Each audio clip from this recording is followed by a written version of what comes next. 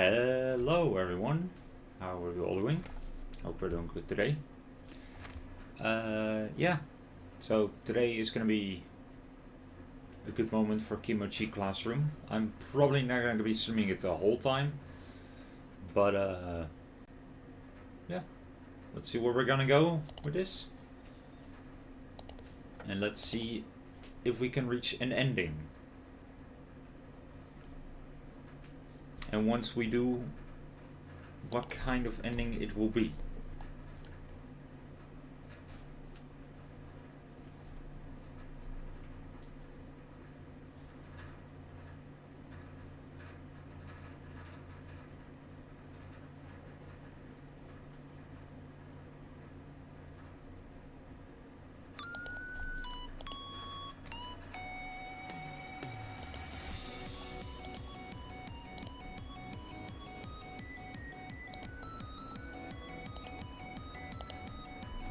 Here it is. The game. Is it me or is the game quieter?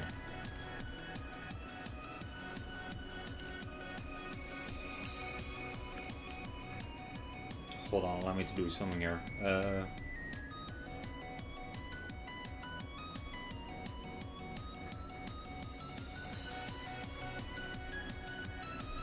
Hold on, how do I like disable the hold on, this is in settings.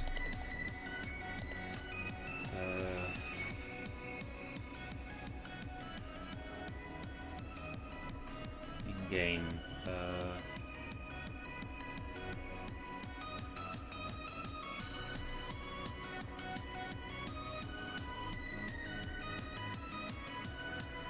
When a screenshot is taken, display notification. No, I just want the notifications to be off. What's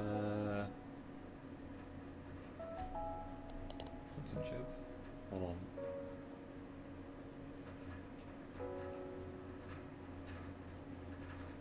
on. Hide.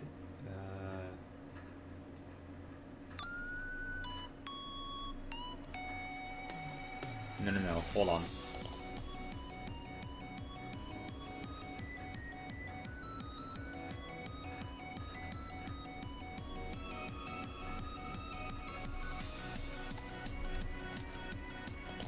Okay, but like, how do I turn this off? Also, can we please close the friends list?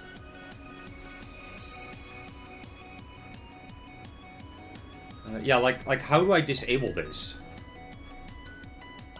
Wait, that's all friends? Hold on. No, I don't want that.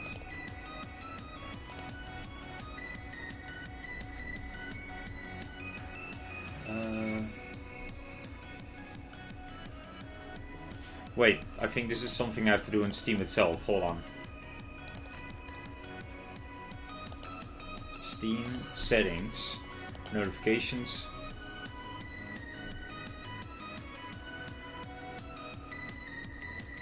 When a friend joins the game. Okay, I don't want that to be there, and I don't want these to be sounds.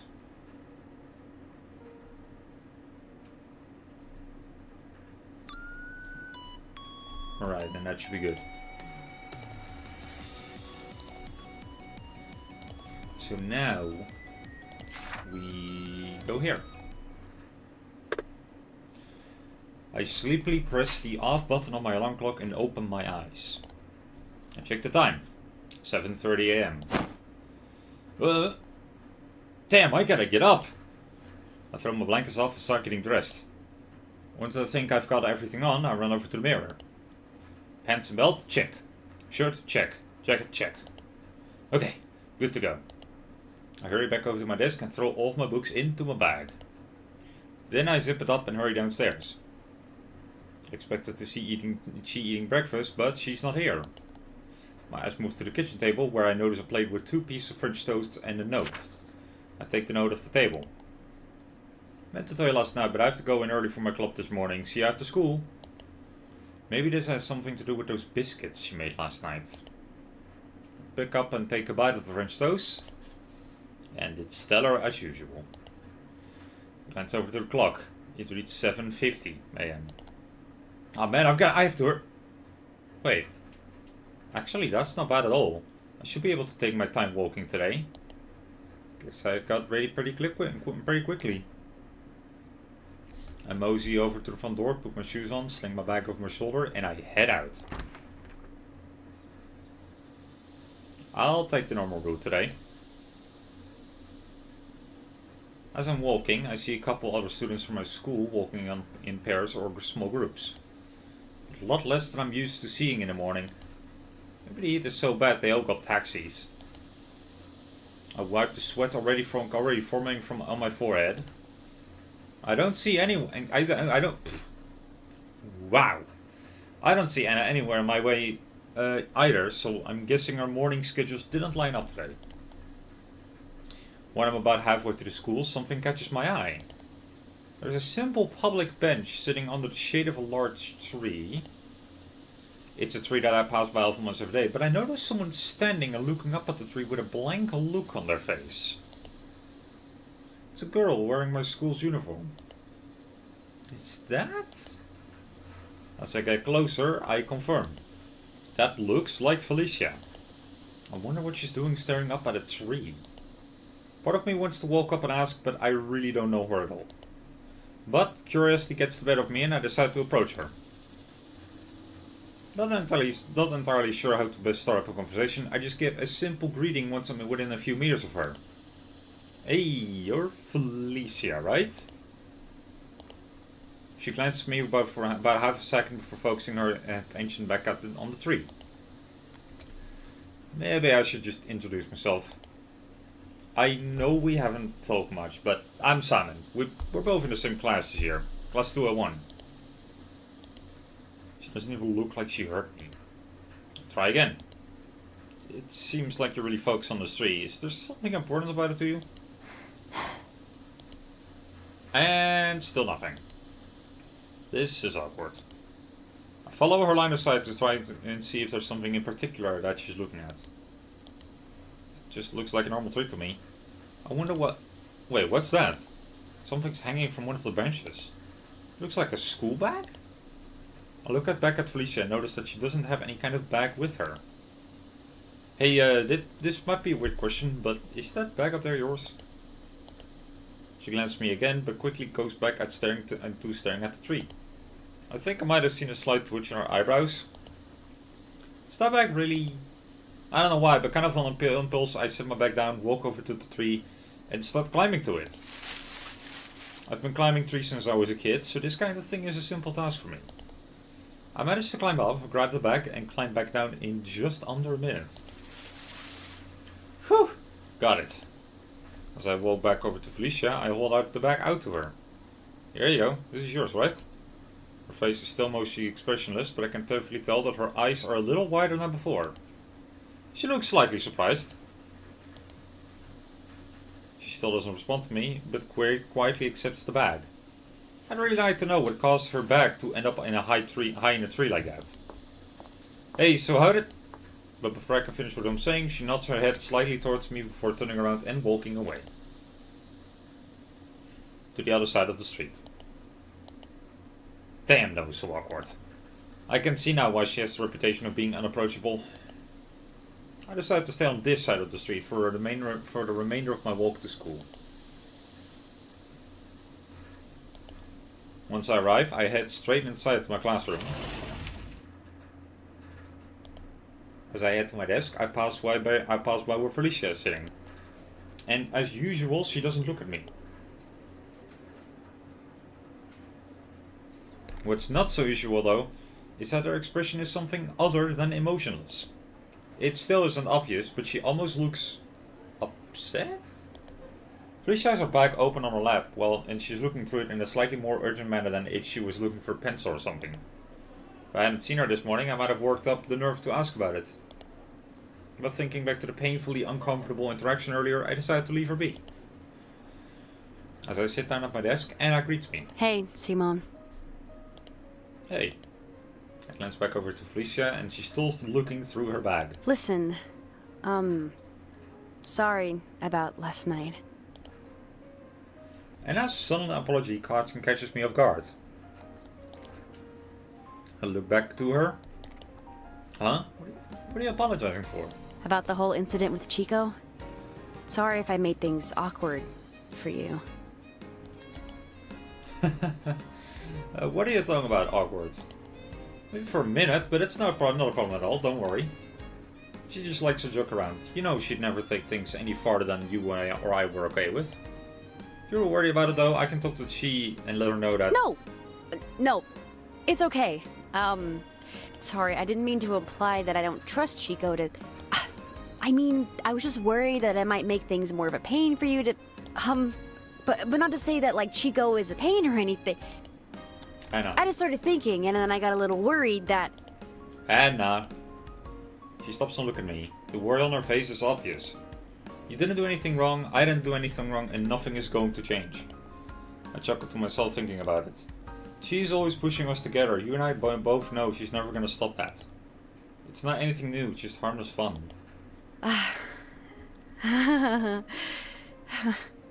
Yeah, I guess you're right. Suddenly, I see a smile start to form on her face. Yeah. What am I getting so worked up for? It was you that tried taking my cookies. And she's back. We both laugh to ourselves, and Anna sometimes gets like this over inconsequential things. That's a word. She'll overthink to the point that she starts spiraling into wild assumptions that don't make much sense. Time to push through. Anna smirks at me. No falling asleep today. I smile and roll my eyes. Yeah. Teacher walks in and class starts. Alright everyone, today we'll continue where we left off. Open your books to page 248. First 3 classes are boring as usual. I spent the time taking notes and occasionally answering questions. Math for some reason is unreasonably hard for me, but other subjects haven't ever given me too much issue. I wouldn't say my grades are stellar, but I can safely say they're above average. Unfortunately for me though, that doesn't make the classes any less boring. After a couple of hours, lunch period finally arrives. I turn to Anna, but before I say anything, something on the other side of the classroom catches my eye. I see Felicia quickly put her things away, stand up and leave the classroom. She still managed to do it with some manner of natural grace, but she seemed a little more rushed than usual. I wonder if that had something to do with what I saw her doing at her desk this morning. I look back to Anna. I'm gonna head down to the school store. I'll be back in a bit. No need to wait on for me though if you're hungry. She looks back and smirks. Alright, I think I might just take you up on that. I laugh and then head out of the room. I look down the hallway both ways, but I don't see Felicia anywhere. I head downstairs to the first floor. This is normally the way I go to the school store, but that's not what I'm interested in today. I'm not entirely sure what it is, but my curiosity is getting the better of me right now. I scan the hallways again. Nothing. Where could she have gone so fast? Then I have an idea. I wonder if... I hurry back up the stairs. Something that Anna and I talked about yesterday rings in my mind. I make it back up to the second floor and keep going up. Unfortunately for me though, once I reach the third floor, the stairs leading to where I want to go are on the other end of the building. Second years aren't usually allowed on the third floor unless it's for club activities. I'm betting on the fact that a lot of students are still moving to and from the school store, so the hallways are crowded. I keep my head down and just walk straight down the hallway trying to look like I'm supposed to be here. Luckily, no one gives me any weird looks. Once I reach the stairwell, I head straight to the fourth floor. I'm careful not to look too suspicious as I head all the way up the stairs. Calling it a floor isn't really accurate though. It's really just an entrance. To the roof. I'm definitely not allowed up there. Up here. I honestly don't even know what I'm doing right now. I barely know Felicia and now I'm trying to find her because she seemed worried about something. Is it just because of what happened this morning? I exhale. Well, I've gotten this far. I look at the door. There's no window, so I can't see what's outside. Normally you need a key to open the door, but if someone's already up here, I try the handle, it's unlocked. Looks like my hunch might have been correct. This is where we're saving.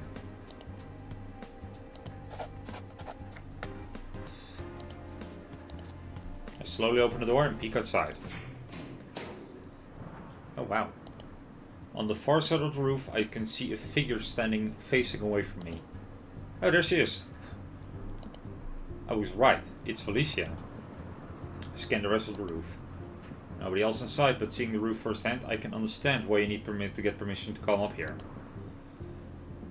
The thing that sticks out to me the most is the lack of guardrails. You could jump right off if you wanted. There's also several big AC condenser units scattered throughout the roof. This place definitely wasn't designed with the intention of anyone being up here casually. I look towards Felicia again, and it looks like she's on the phone with someone. I can hear her talking, but I can't make out what she's saying.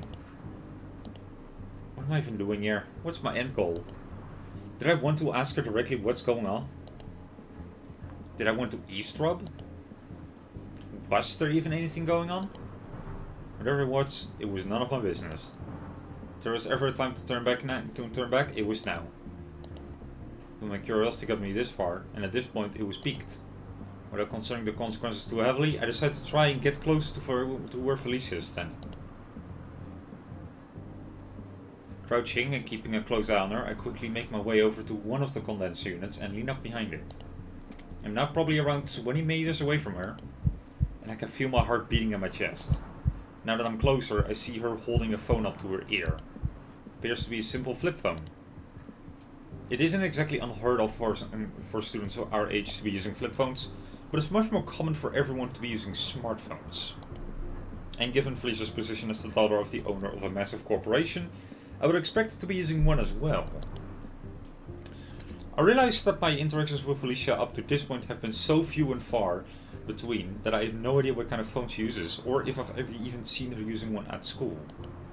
I put those thoughts aside for now though and start to listen more closely. This morning, I was foolish and didn't immediately confirm that it was still there.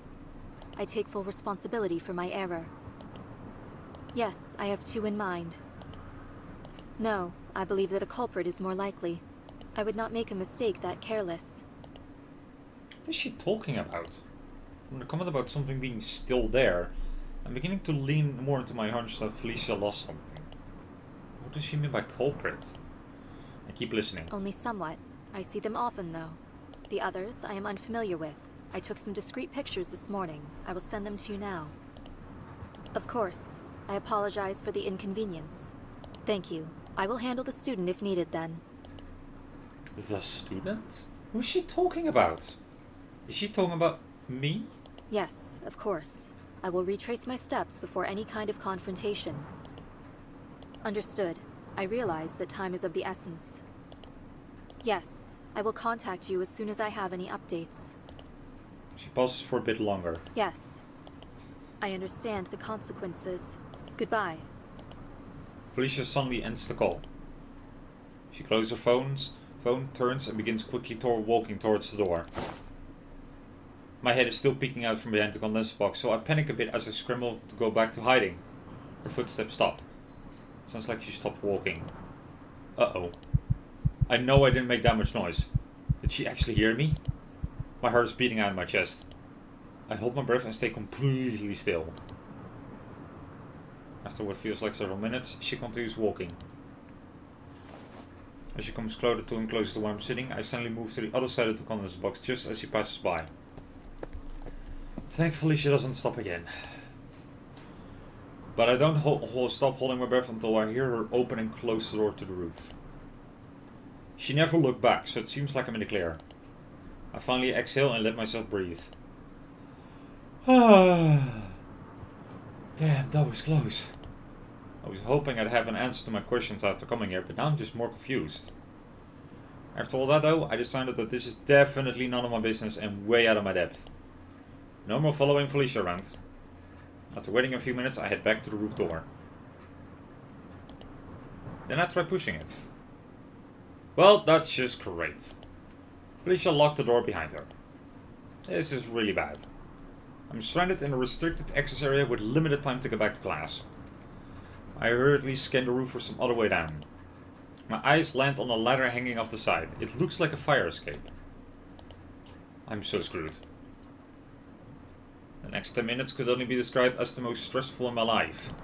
I needed to climb down the entire ladder without being spotted by any teachers looking out the windows.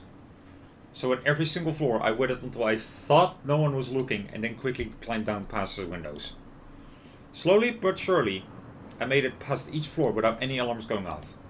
Once I finally made it to the bottom of the ladder, I noticed that the bottom 4 meters of the ladder were folded up off the ground. Oh, come on! It makes sense since the school doesn't want students using this thing for anything other than emergency, but it sure makes things more difficult for me right now.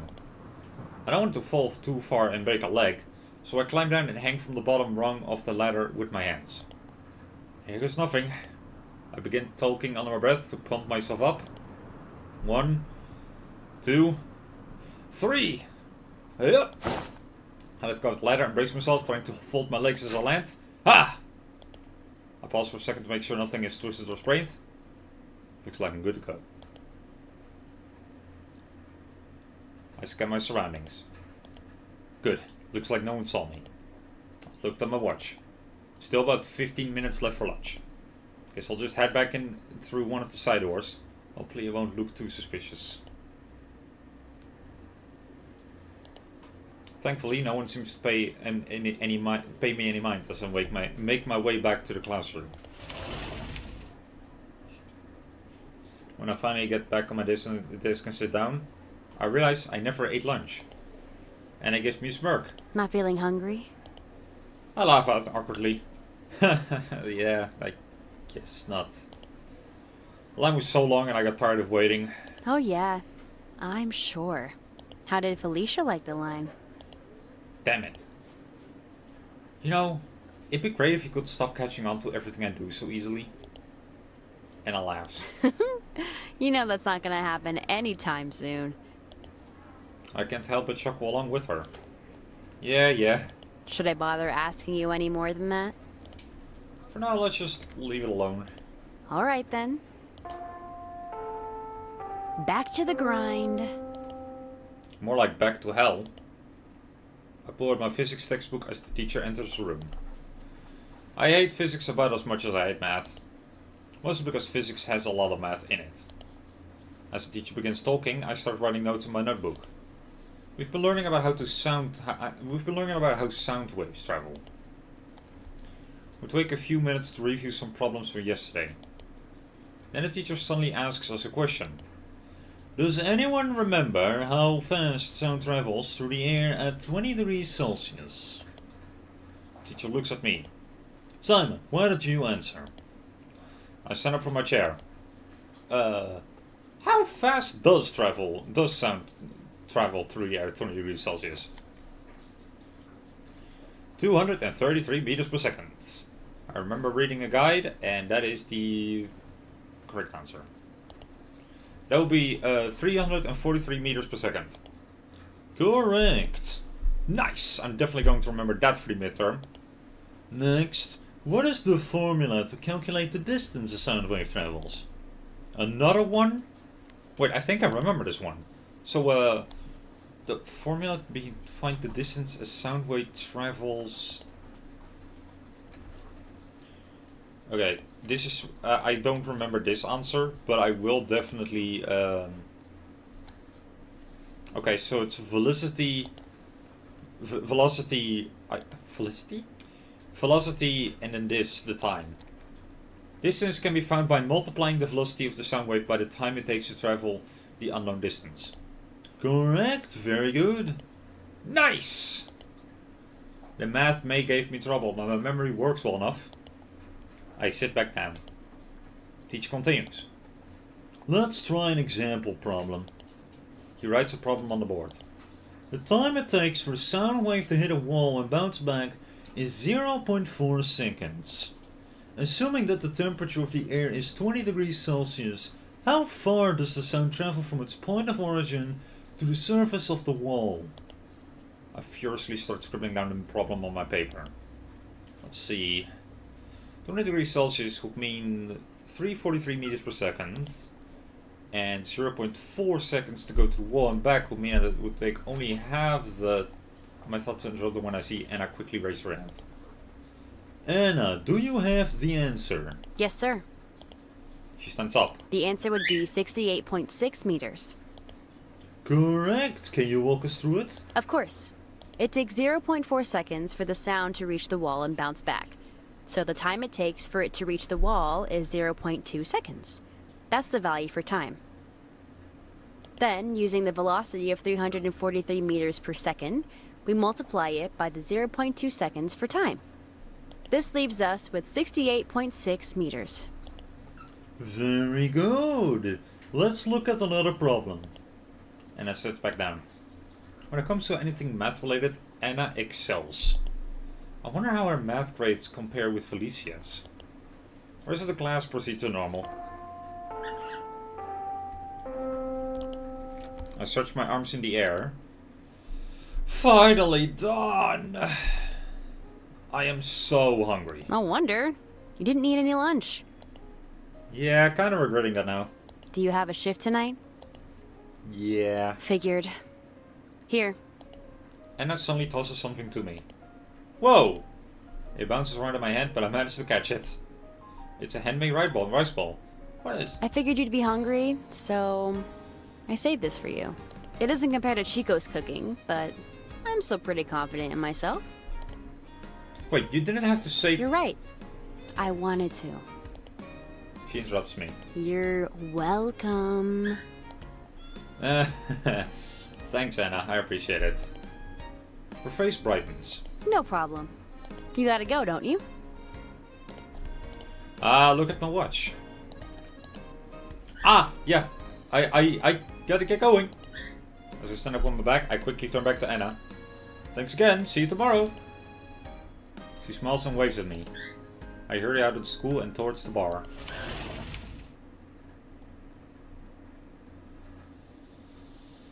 As I'm making my way to the bar, I stuff the rice ball in my mouth.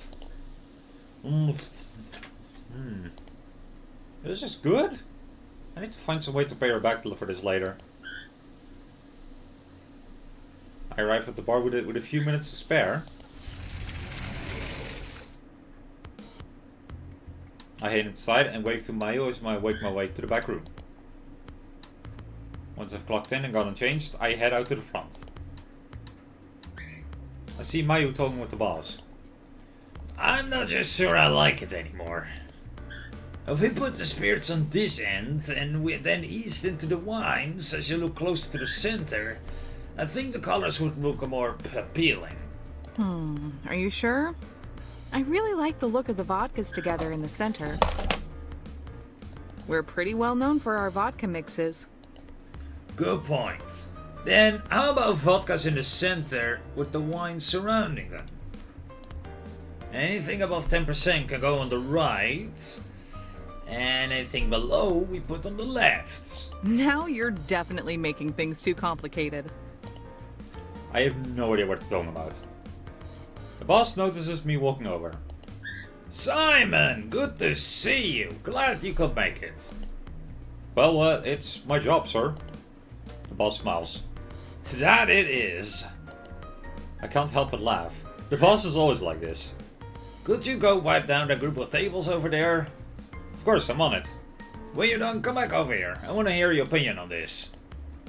If he's referring to the lady of the shelf drinks behind the counter, then I have no opinion. But I guess I can take a look. Hold on. I just found a button on Streamlabs OBS. I can apparently just click a button and then I can view my live stream in a web browser. That's crazy. I head over to the tables and I start cleaning them. As I'm wiping the tops, I notice that there's no one else in the bar right now.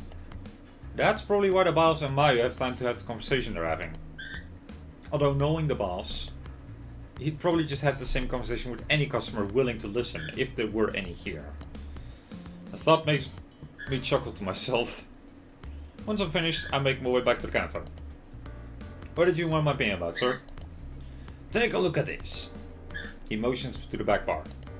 Something about it just isn't sitting right with me anymore.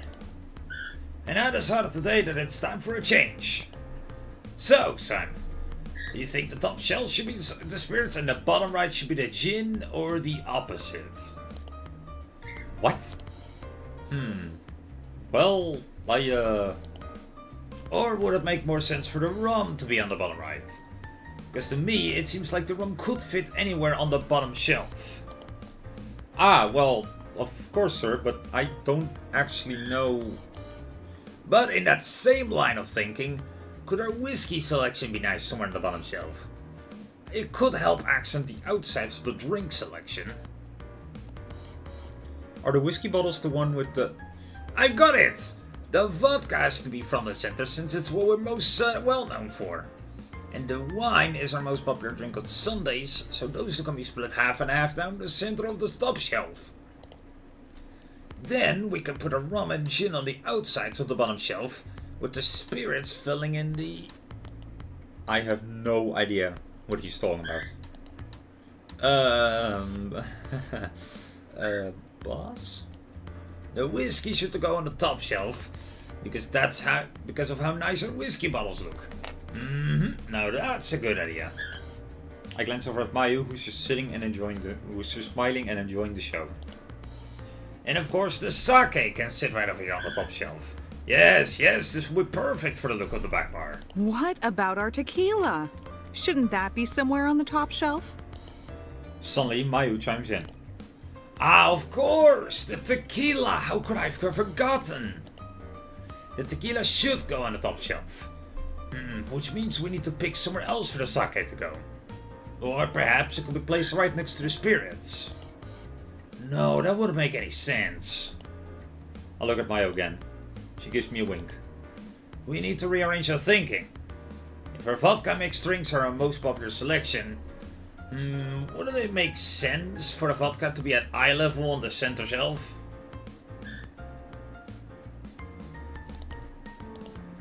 Yeah, she just likes the chaos. The boss continues rambling on and we help him rearrange the back bar. Over and over and over and over again. We probably go through close to 20 iterations before he finally settles on something he's happy with. But eventually... Well, it took us almost an hour and a half. But you're happy with this layout, right?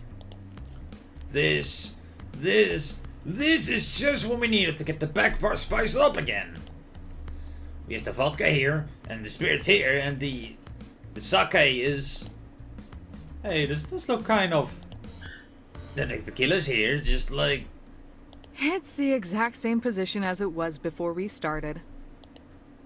The boss stares at the back bar for about 10 more seconds before turning around and looking at us.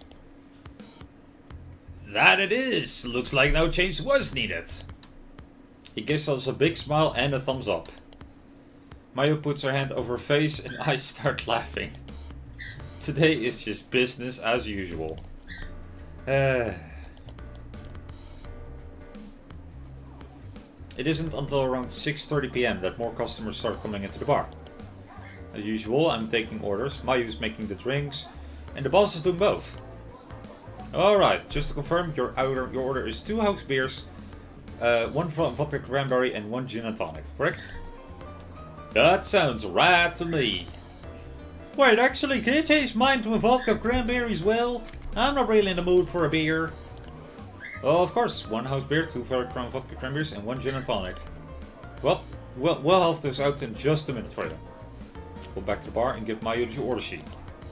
House beer, 2 VCs and 1 G&T. Got it, thanks. Overall, the shit is normal. The bar is never too packed on Thursdays, but it's definitely busier than the typical Mondays, Tuesdays and Wednesdays. While I'm wiping down the table whose customers just left, I glance at the clock. 7:02. About an hour left until I'm done for the day. I finish wiping the table and start walking back to the front. As I'm getting ready to go clean another table, the doors to the bar suddenly fly open. I look over to the entrance to see 3 rowdy men walk in. I don't know why, but I suddenly get a bad feeling.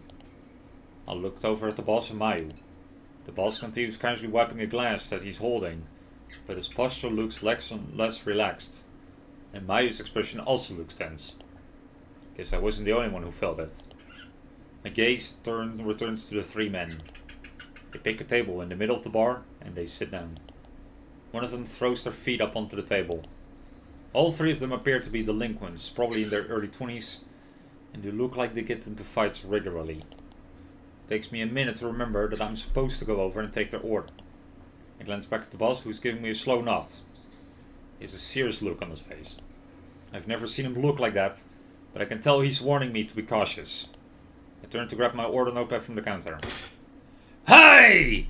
Can we get some damn service? There's no one else here! Looking around, there are a few other customers, and I can see some looks of annoyance and disgust, but they're all avoiding eye contact with any of the delinquents. Guess it's showtime. I walk over to the table. Hello, welcome to the tumult. Yeah, just getting around us beers already. Of course, would you like the house beer or one of our house? Understood, we'll have those out for you shortly.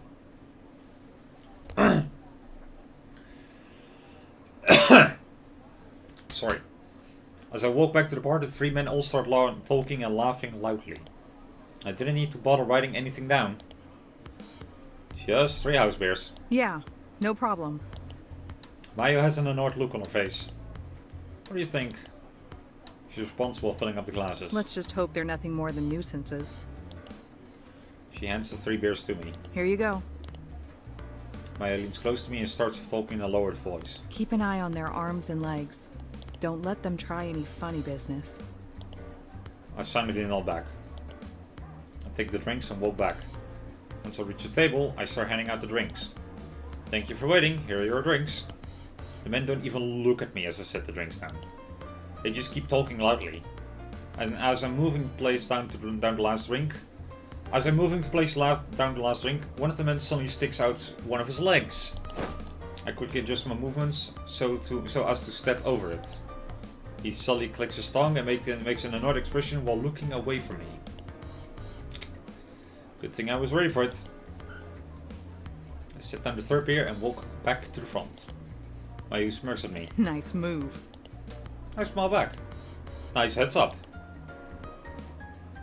The group continues ordering lots of drinks over the next half hour, and they only become louder and more annoying.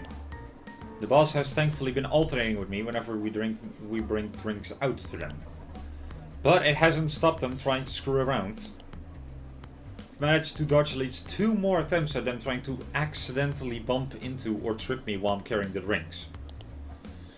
They've also become more irritating to the other customers in the bar, so much so that many have left. I finished passing out what seems like their 15th round of drinks. And at this point, the 3 of them are all drunk and shouting. Ah ha ha! What a pussy! Can't even calf up what he houses in time and then he runs for the hills? And after we went out of our way to keep him out of trouble. Ha ha! Sometimes you just never learn, but this one will. The hard way. I can see the look on his face already. Yeah, they're grade A assholes. I walk back to the front again and see the boss and Mayu talking to each other. They look pretty tired of these punks as well. Speaking of, that throw of yours was pretty spot on this morning. You're damn right it was. Emotions like a pitching a baseball. Got it to the top of the tree in one shot. Huh? Top of the tree? That sounds familiar. Not to mention, we did this without her noticing. We got this without her noticing, sorry. One of the men holds up a fancy looking charm of some sort. Although it might be too big to be called a charm. Looks more like a rectangular keychain. Huh! Stuck up bitch got what she deserved. Trying to ignore us like that. So, what is that thing? Who gives a shit? If it's important, she can come find us. Doesn't look too cheap, that's for sure. My thoughts flash back to this morning. Could this guy be the reason her bag was... Mayu walks up behind me. Don't worry. Only a couple more hours and we'll close on these assholes. She notices me staring at the object the men we're all talking about. You recognize that thing? Never seen it before, but I might know who it belongs to. Can't say for sure though. Maya looks at the men again. Normally I'd say let's get it back, but we're on shift and there are other people here. Can't exactly go starting potentially out-of-hand confrontations in front of our patrons. Right. That is, unless it doesn't turn into one. Boss is suddenly behind us, wiping the counter. Without looking up, he continues. Does that keychain belong to a friend of yours, Simon? I will not say friend, but I think it might belong to someone in my class. Why don't you take a closer look the next time they order? He smiles. Then we can go from there. Is he? Oh, understood. Thank you, sir. Suddenly, one of the men slaps the table. Another round! Good timing. I head over to the table. Of course, what can I... Not you, brown-nose! He waves me off without looking.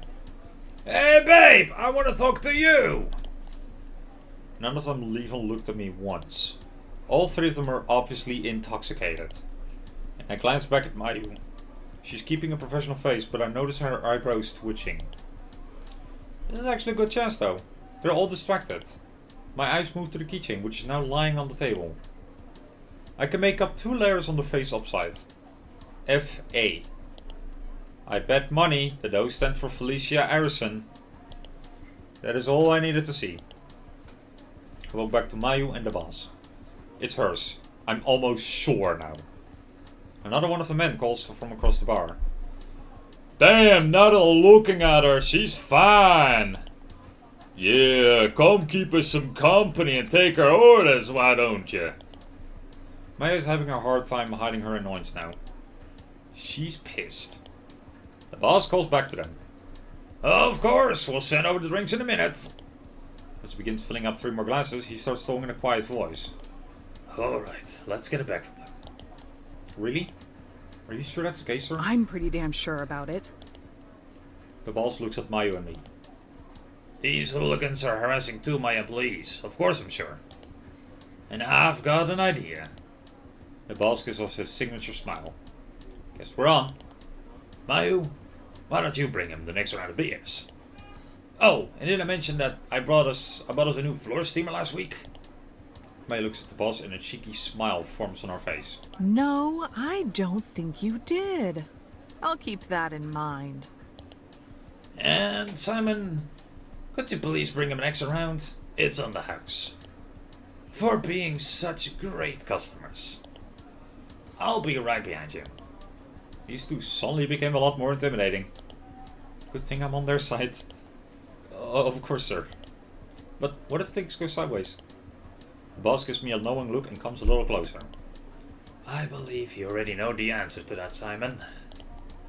What are you talking about? That is to say, you can use whatever techniques you need to defend yourself. Just wait for my signal. What? Wait, how do you... He holds up a finger to his lips, gives me a wink. Let's just focus on this for now. I'm right behind you. He's right. We can talk about this later.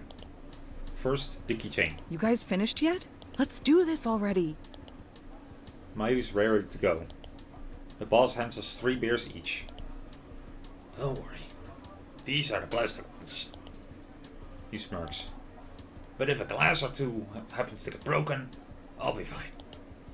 Kaio takes the beers and stands still for a moment. Her expression changes and she puts on a mature-looking smile. Hey, boys. I hear you wanted to see me. You're damn right we did. She changes her tone to one that is much more sultry. Well, why don't I pass out these drinks and we can talk some more? Mayu leans over the table to hand out the beers. And as she does, one of the thugs puts his hand on her thigh. Her sultry expression immediately changes to one that's much more threatening. Whoa, Mayu pretends to trip and almost fall, spilling the beers all over the 3 delinquents. Several glasses clatter on the floor. What the hell are you doing? Ah! You damn bitch! You did it on purpose! In a voice oozing with sarcasm, Mayu responds. Oh my goodness, of course not, sir. I'm so sorry. Let me get you cleaned up. She pushes a cloth and moves to start wiping the table. While all the men are distracted, Mayu quickly glances at me. She then wipes a cloth across the table, knocking the keychain onto the floor. Time to move. I walk over and discreetly kick it across the floor to somewhere where I can pick it up later. I walk back over to the delinquents. They're pissed. But it looks like none of them noticed the keychain. Oh, so now you think it's funny to joke with us, huh? One of them starts to stand up, but I quickly move in between him and Mayu. Please accept our apologies. We have another round of drinks for you all here, free of charge of course. I set the new drinks on the table. Are you kidding? You think that's gonna cut it? This one abruptly stands up, knocking his chair backward. It clatters on the floor. Oh boy.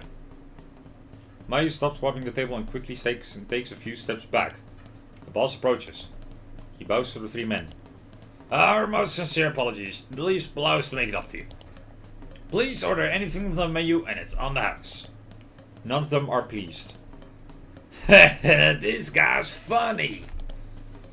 The biggest man stands up slowly, still leaning on the table and wearing a dangerous smile on his face. There's beer all over his shirt and pants. I can see the anger in his eyes. He thinks a couple more drinks are gonna stop me from slapping the shit out of a shit-stained employee. He stands upright and looks at Mayu. Then he begins to walking towards her.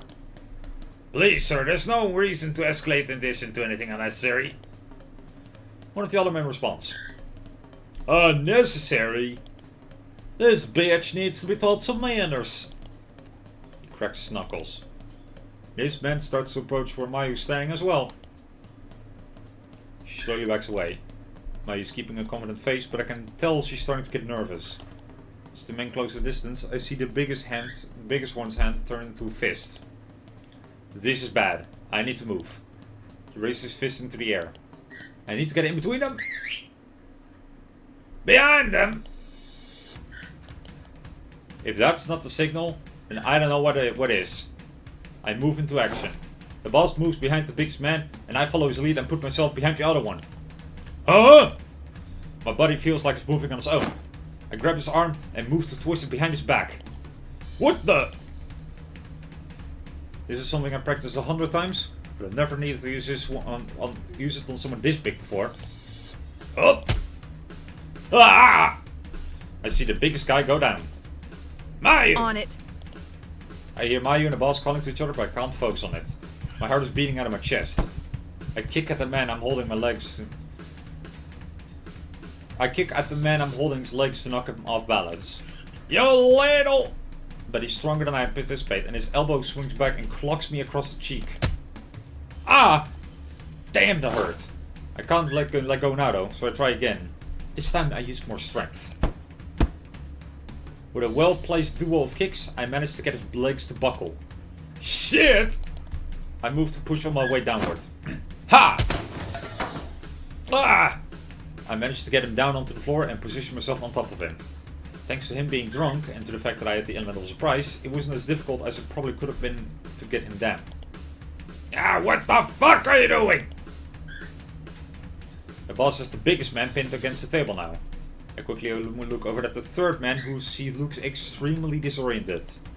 What the hell was going? Hey! The fuck is this? He's definitely the most intoxicated, but that doesn't stop him from being a threat. He starts to roll up his sleeve and stand up. You think you can just hide behind your friends? I need to teach you a thing or two about owning up. He starts moving towards Mayu. Damn it! I can't move unless I let go of the guy I've got pinned. My mind is racing. What do? Mayu, get out of here! I shout to Mayu, but she doesn't move. That's when I notice her serious expression. What is she? Once the third man is within about 3 meters of her, she suddenly holds up her phone towards him. Well, I take a screenshot of this view. Then loudly, I hear a voice come out of the speaker. The emergency services are on their way and will arrive in 2 minutes.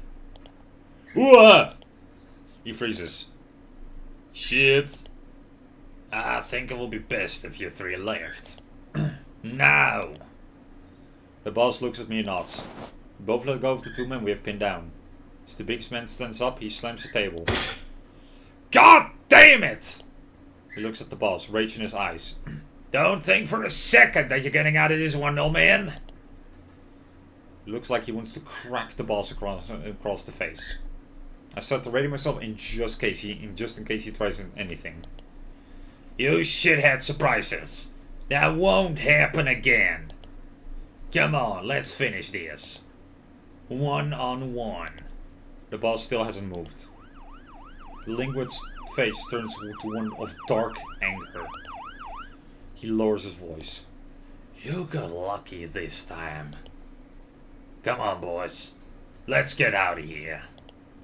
As the 3 men move toward the door, Mayu suddenly blocks their path. Oh, what do you want now, bitch? Smile from Mayu's face. I think you boys forgot something. She holds out a receipt with all their orders on it. I can't see the number from where I'm standing, but I know for a fact that it's cheap. You think we're gonna pay after after the stunt, you fool? The biggest man steps forward. And what are you gonna do, huh? Tell the cops you assaulted your own customers? Mayu suddenly points to something on the ceiling. The linguists look over to where she's pointing. Shit. It's a security camera. Mayu is smiling mockingly at them now. Sounds like it's time to pay up. The biggest man has both his fins clenched. I can see his knuckles turning white. This has been one hell of a shift. And that is when we won. The police arrived and took the 3 delinquents away in the patrol car. The men, of course, didn't have enough money to cover the insanely large bill, so we were told that they'd be due to pay the money back at a later date. The expressions they gave us when getting into the car were some of the angriest I've ever seen. I really hope I don't run into them again. It wasn't much of a question who was at fault in this case, especially with the hard video evidence from the bar security cameras. So the whole questioning process only lasted about 20 minutes. Right now the boss is talking with the remaining police officers. I looked down at the keychain in my hand. The letters FA stared back up at me. Getting this thing back sure was a lot of hassle for a girl I don't even know. Man. You okay? Mayu has been standing silently next to me. Yeah, just processing everything. I haven't been in a real fight like that since I was a kid. I look up. How about you? You were the one they were after. Mayu laughs awkwardly. Would you be surprised if I said this wasn't the first time something like this has happened here? I look over in surprise. What? Really? Wait, you guys don't do this kind of thing often, do you? Oh, no, of course not. But, Mayu glances over at the boss. maybe it'd be better to let him explain it to you. I look at the boss. Yeah, this is going to be an interesting conversation for sure. After another 5 minutes or so, the boss finishes talking with the police and walks back over to Mayu and I. Let's head inside. I got some things I'd like to say. My voice is hurting, by the way, from all those voices. We're the only ones left at the bar now. Everyone cleared out pretty fast once the cops were called. I sit down at one of the bar stools and the boss puts his hand on my shoulder. Good work today, Simon. I'm glad to see your judo club excuse wasn't just a bluff. What? Okay, give me a moment, I'm drinking. I'm gonna take a sip of my drink here.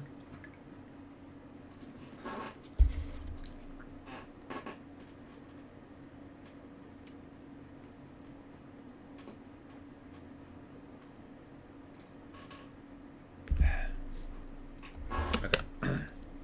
What? Wait, sir. I have so many questions. But The boss suddenly steps back and gives me a bow. I owe you a sincere apology.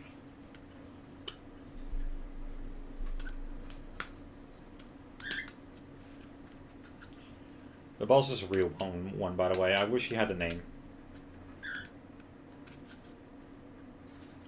Hold on.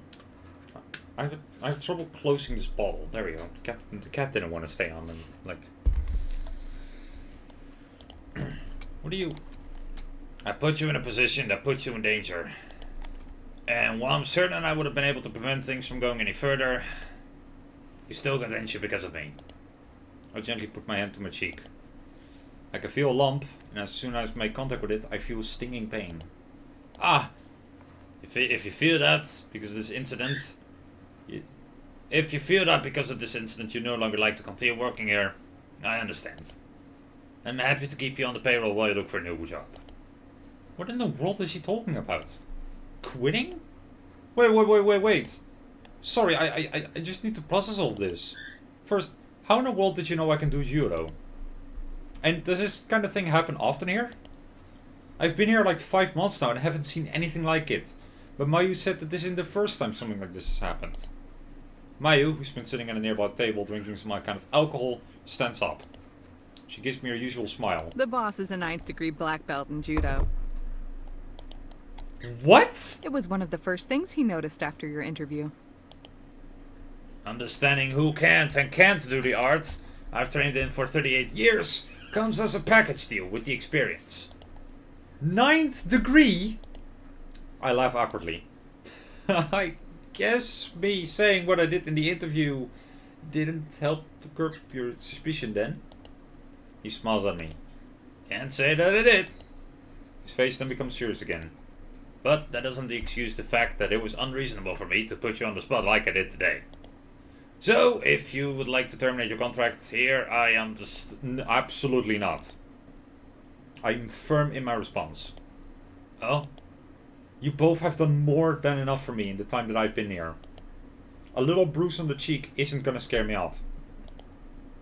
Without any hesitation, you both agreed to help me get back some random object that belongs to someone I don't even know. Without even asking for proof. Mayu smiles. Of course we did. You've given us every reason to trust you. Plus, those assholes had it coming. I laugh. Well, that's all I needed to hear. If you guys are willing to trust me, then I can do the same for you. And even if this kind of thing happens more than once, made up my mind. I look at the boss confidently.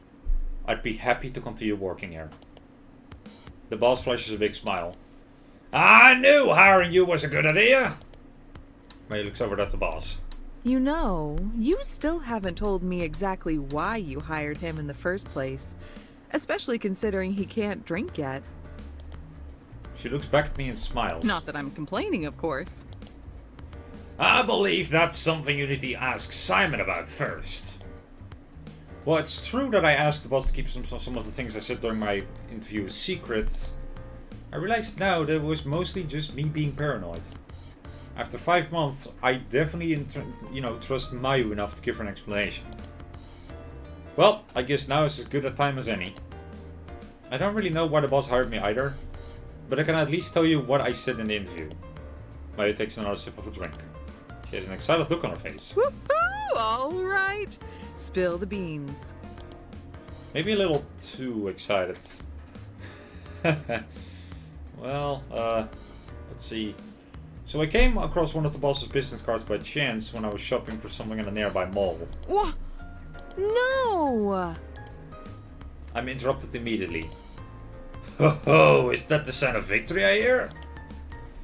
Mayu and the boss suddenly become rowdy for some reason. What?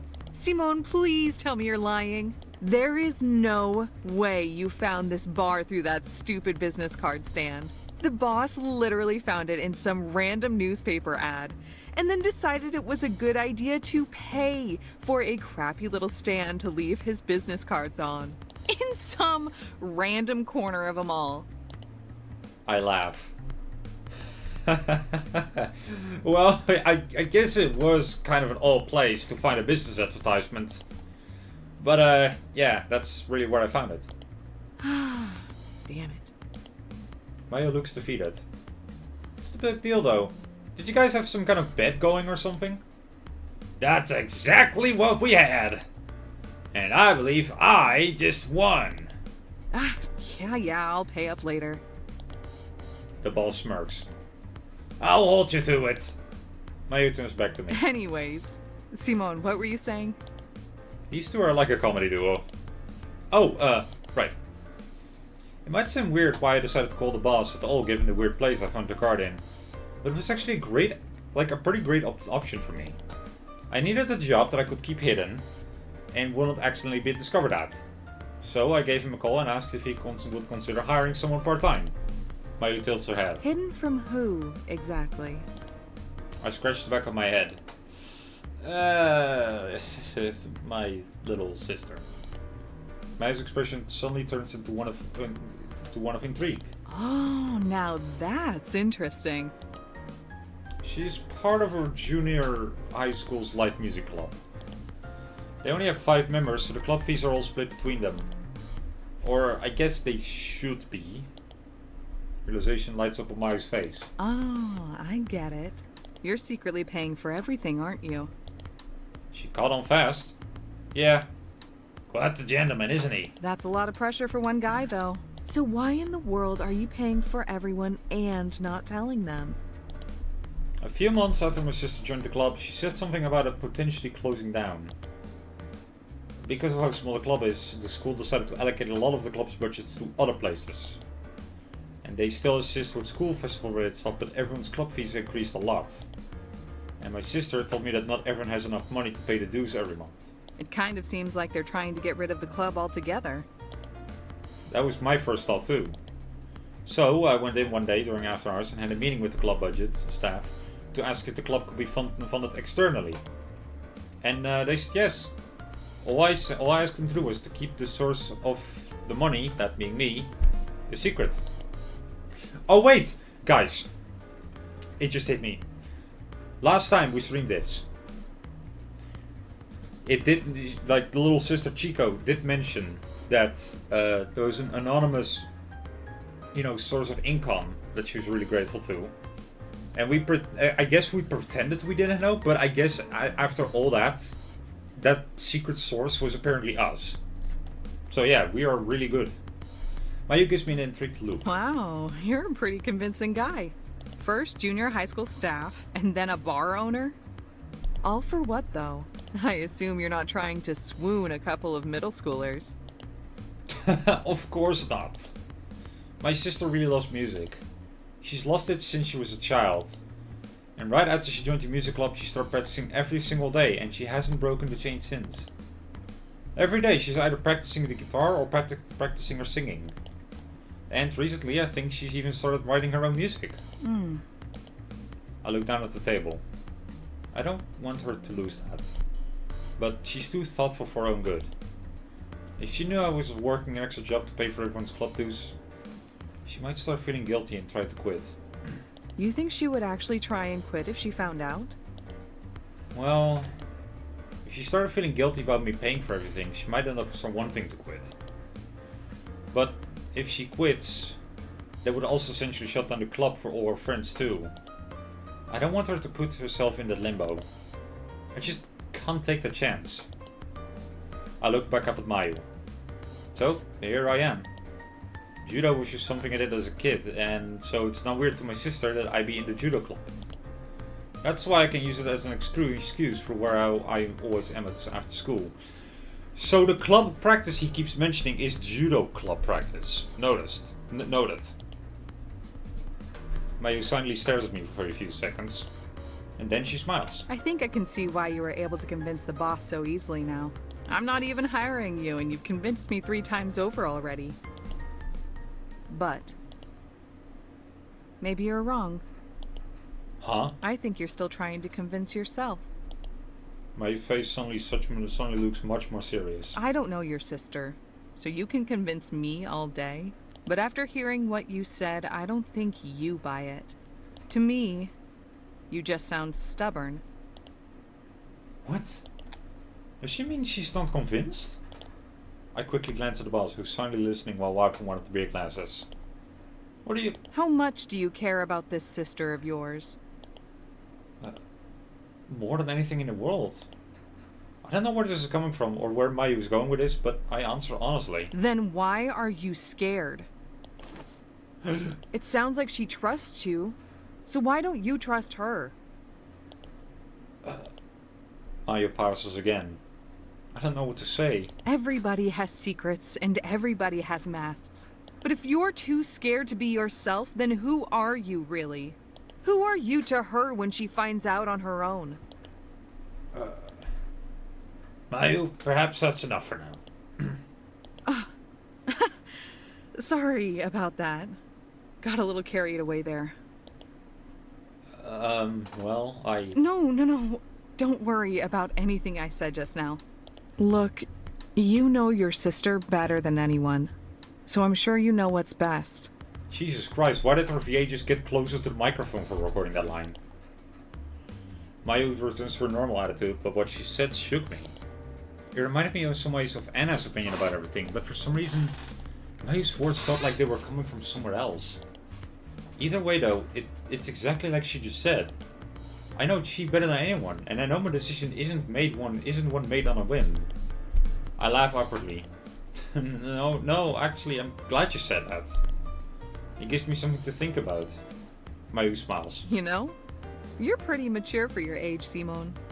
It's a shame you're so young. What? Mayu immediately starts laughing. Nothing. She goes for her drink again. Got me again. The boss laughs. And he's proved time and time again that he's a valuable employee here. Keep up the good work, Simone. It feels kind of embarrassing explaining all this stuff out loud, but I trust Mayu and the boss, so it's not that big of a deal. I'm also not great with praise, so I just kind of laugh awkwardly. Mayu leans back in her chair and stretches her arms out. Well, would you look at us? Bonding after beating up a couple of idiots. The boss smiles. I laugh. What a weird scenario I found myself in. I look at the clock on the wall. 8:30. Damn, I'm gonna be late again. And I didn't text Chi about it. Again. The boss notices me looking at the clock. Free to head home whenever, Simon. Don't worry. I'll be sure to give you overtime for today. Thank you, sir. I'll be off then. I quickly make my way back to the room. I quickly make my way to the back room and I get changed. Once I'm in my normal clothes, I check my phone. Hey Simone, everything okay? Are you gonna be home late tonight? I quickly type a couple of response. Sorry, club practice went over a little overtime today. I'll be home soon. I wave goodbye to the boss and Mayu as I make my way out the bar. I keep up my pace as I walk home. My mouth is already watering imagining what food Chi cooked today. It takes me about 10 minutes to get back to my house. I walk up to the door and insert the key. But before I turn the lock, I hear something. I smile. I turn the key and head inside. As I'm closing the door behind me, I see Chi sitting in the living room with an acoustic guitar. She looks up at me. Hey, Simone! Chi leans the guitar against the wall and runs over to where I'm standing. You get a new guitar or something? Yeah! Kiki's on vacation this weekend, so she's letting me borrow. Yikes! She suddenly shouts and points at my face. What? What is it? I feel her hand touch my cheek where I got elbowed at the bar. Ow! That looks bad. Did something happen at practice? Thankfully, I only got one bruise, so it shouldn't be too hard to explain away. Oh, yeah, that. We were practicing some lock maneuvers today, and one of the guys accidentally swiped me across the face while trying to set one up. How bad does it look? She opens her phone camera and shows me the screen. Not too great. I squint to get a little better look at the screen. I can see a purple lump around my cheekbone. It's already swelled up pretty big. Dang, yeah, that's rough. Guess I'll get some ice for it. She smiles. I can get that. I'll also grab dinner as well. I've been keeping it warm in the oven. Yes! Food from Chi. Great! I'm gonna run upstairs real quick and get changed. Okay. I throw my back onto my bed and start changing into more lazy clothes. I hang up my school uniform for tomorrow. While I'm getting the pants folded on my bed, my arm accidentally bumps into my open bag, knocking it onto the floor. Ah, damn it. A bunch of the contents spilled out onto my floor. I bend down. As I'm putting everything back in, I see Felicia's keychain. Huh? It looks different than I remember. Maybe it's just hard to see because it didn't turn on my room light. But what's that piece sticking out on the side? I slowly go to pick it up. What the hell? Seems like it falling out of my bag caused some sort of side panel to come loose. I started getting an uneasy feeling. Like I'm seeing something that I'm not supposed to. But curiosity gets the better of me. Upon closer inspection, the side panel itself wasn't particularly well hidden. But if you didn't know to look for it, it'd probably only be found by accident. Like right now. Underneath the open panel is a small black wheel embedded into the side of the keychain. It has small grooves on it, making it look like it should be turned. Should I really be messing with it? I don't want to break anything. I've already gotten this far though. Plus, I don't think turning this wheel is going to mess anything up. Probably. I press my thumb against the wheel and slowly begin rotating it. After rotating it all the way around, nothing happens. Huh. Maybe it's better I don't mess with it after all. Suddenly I hear Chi call from downstairs. Simone, are you coming down soon? Right, dinner. Yeah, 1 sec. I decide to leave the keychain alone for the time being and hurry downstairs. Oh, you dick. Don't... shouldn't have done that. I see Chi at the table with 2 hot plates of lasagna waiting for us. Yes, lasagna tonight! She laughs. Get over here already! I'm hungry! I smirk back. You're telling me? I sit down. Thanks for the food! Thanks for the food! I've been so hungry from basically skipping lunch today that I can't stop myself from immediately tearing into lasagna in front of me. Whoa, calm down! There's plenty more if you want seconds. I respond while chewing. Tonight's gonna be a third night, I think. She starts laughing and putting her hands out in front of her to block her view. Hey, chew with your mouth closed! We both just start laughing and we continue to eat loudly. Once I'm finally eating at a more normal pace, I look over to Chi. So, how'd practice go today? She beams at me. It was so fun! Today we started practicing a new song and everyone was super excited about it. That's great! What song is it? Although I probably won't recognize it. She laughs. You might actually. Oh yeah? You know that idol anime I watch a lot? Yeah, of course. You talk about it a ton and I see it on the TV sometimes. Remember the name too? Nope. Of course I do. It's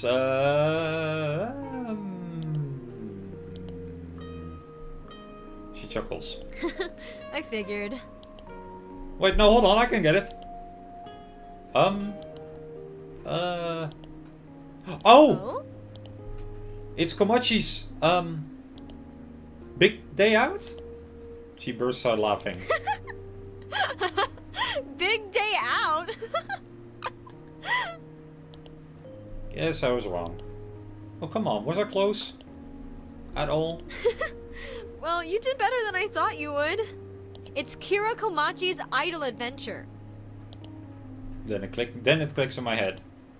Oh, yeah, Idol Adventure, that's right. It's got the super catchy theme song, right? Adventure! Adventure! Yeah! That's the song we started practicing today.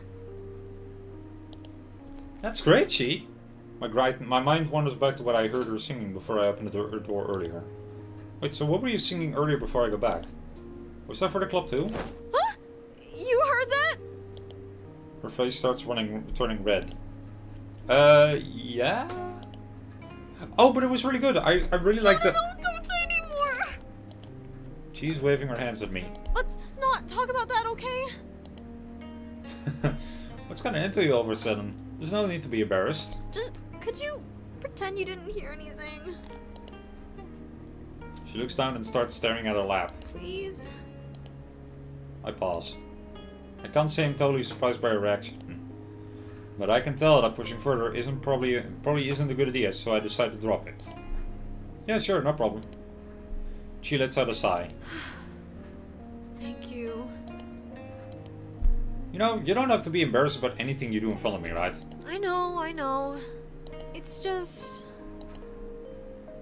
She pauses and tilts her head down again. It's just a small side project I've been working on. Nothing that good, of course. Just something I kind of wanted to, you know, try. But it's really nothing special, I swear. She is too humble for her own good. A little more self-confidence will take her a long way. And I smiled at her. I'll believe that when I see it. You're always welcome to show me. She looks up at me. Thanks, Simone. I give her a thumbs up. My mind wanders back to the conversation I had with Chi yesterday. Speaking of music stuff though, how's your electric guitar holding up? Still need to retune it every 30 minutes? She gives me an annoyed look. Yeah, it hasn't gotten any better. Alice is taking it this weekend to the King Grant shop I mentioned, so I decided that since my friend Kiki is letting me borrow her acoustic guitar, I'll practice on that at home until Monday.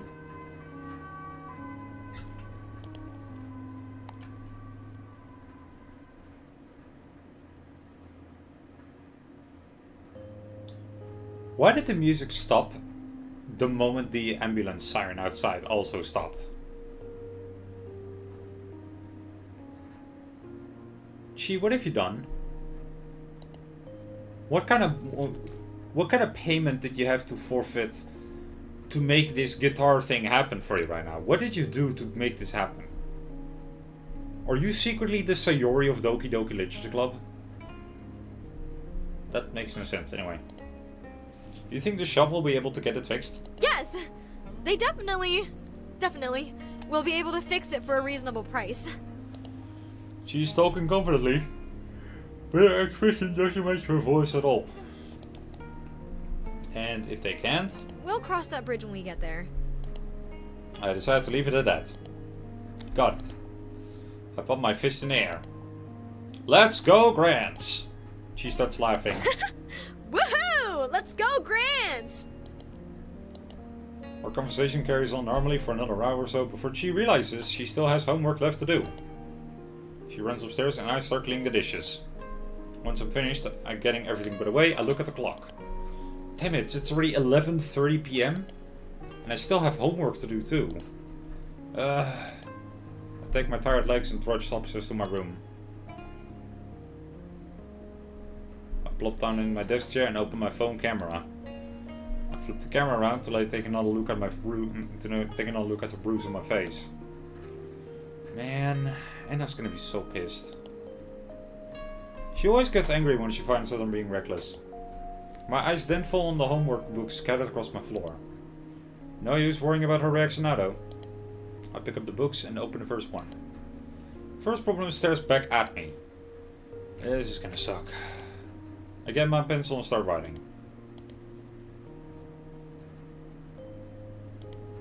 Once I'm about halfway done, I lean back and stretch.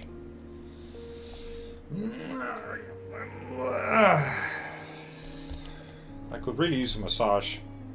While I'm leaning back, my eyes wander over to my bed. I see Felicia's keychain sitting next to my pillow with the odd black wheel still exposed. Curious, I pick up the keychain to give it a closer look. Each notch on the wheel is marked with a white number. I start rotating the wheel. No way, is this a lock? Start to get that same uneasy feeling from before. I don't really know why, but it goes beyond just feeling like I'm snooping through someone's stuff. Should I really keep messing with this? My mind flashes back to Felicia's phone conversation on the roof.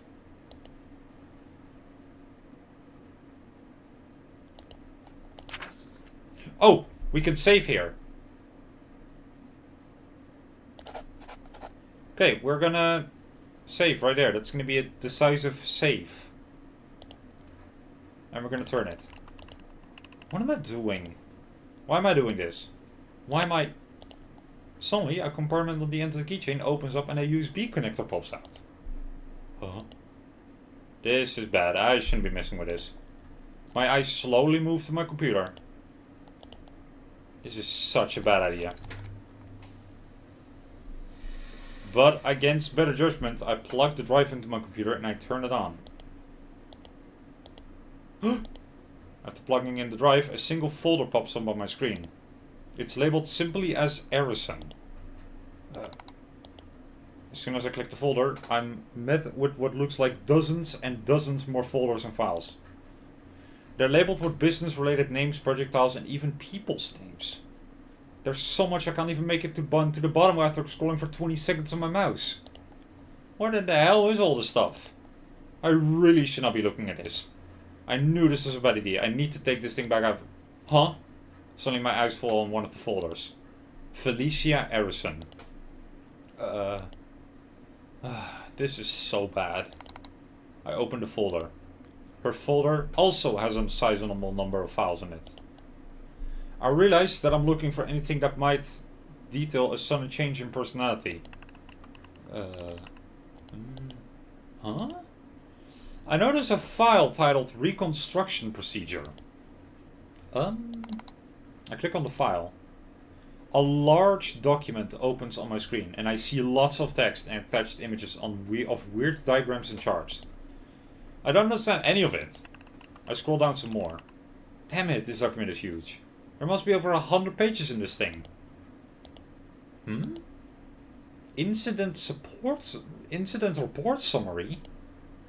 Date of occurrence, October 7th, 2007. Following the incident, Miss Felicia was confirmed to be in critical condition. It was hoped that she would recover to an at least somewhat stable state. However, that was not the case. Following weeks showed a decline in her condition, indicating that she might not be able to survive for much longer. What? After receiving a formal approval from Mr. S. Arison, it was decided to take action to recover what was most needed from Miss Felicia. The procedure chosen to be used was still mostly theoretical and carried with a high risk, but it was the only solution left if Miss Felicia was to have any chance of survival. The reconstruction procedure would begin, with Miss Felicia being the first participant. A suitable underwatch replacement vessel under the name Cambridge was acquired shortly after the decision was made. Replacement? Underwatch? What is that? Ah! As I'm scrolling down, I briefly catch a glimpse of photos embedded in the document. I've already scrolled away, but those were disturbing. It looked like the scene of a car wreck. That must have been the accident the document was talking about. With my hands shaking, I slowly scroll back up. It's awful. I see a little girl who couldn't be any older than 10 or 11, lying motionless in the middle of the road. And there's a car behind her, flipped upside down. She's covered in blood. And one of her arms is... That must be her. I can feel my hands shaking. This doesn't... And then I see more. An image of two girls sitting in hospital beds. Diagrams of a brain. Close-up of surgical wounds. Procedures for erasing... Suddenly my head starts to throb and my mind becomes overwhelmed. I can't look at this anymore.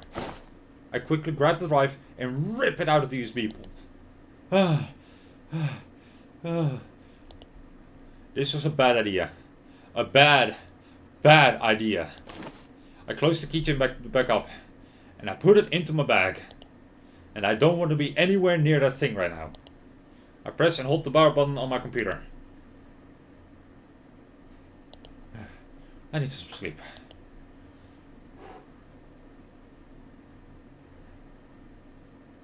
Friday, August 28th.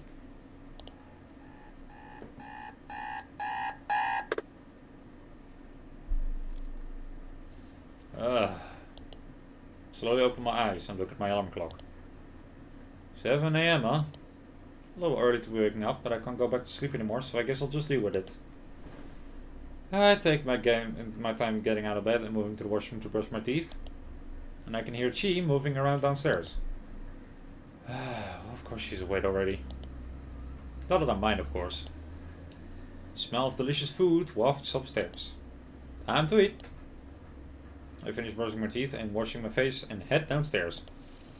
I see Chi in the kitchen frying some eggs. Morning, Chi. I prefer... Chi suddenly cuts me off and points at the TV. I look over where she's pointing. It looks like an ad for that idol show Chi was talking about yesterday. Will Kimochii-chan be able to help our friends out of the pinch they found themselves in? Or will her voice alone not be enough? Don't miss tomorrow's new episode of Kira Kimochii's Idol Adventure, airing at 10 AM. Guess I was right. I look back over at Chi, who has a serious look on her face. She stares at the TV and doesn't say anything. Chi? She keeps staring. I want to keep an eye on the... Did she really overcome it? What? Are Kira and her friends gonna be okay? Chi, the pan.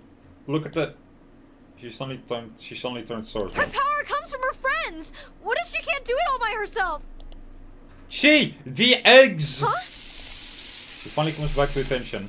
And she looks down to the packing pan to see 2 blackened eggs. Oops. I start laughing. I already knew Chi was way into this idol show, but man, she's way into it. Guess I need to make these eggs again real quick. Can you wait a few minutes? No problem. I go to sit down at the table. I always forget how hooked on this show you are. Of course I am! It's a magnificent adventure! Same with me in One Piece, actually. Every Saturday is like a mini Christmas because there's always a new episode!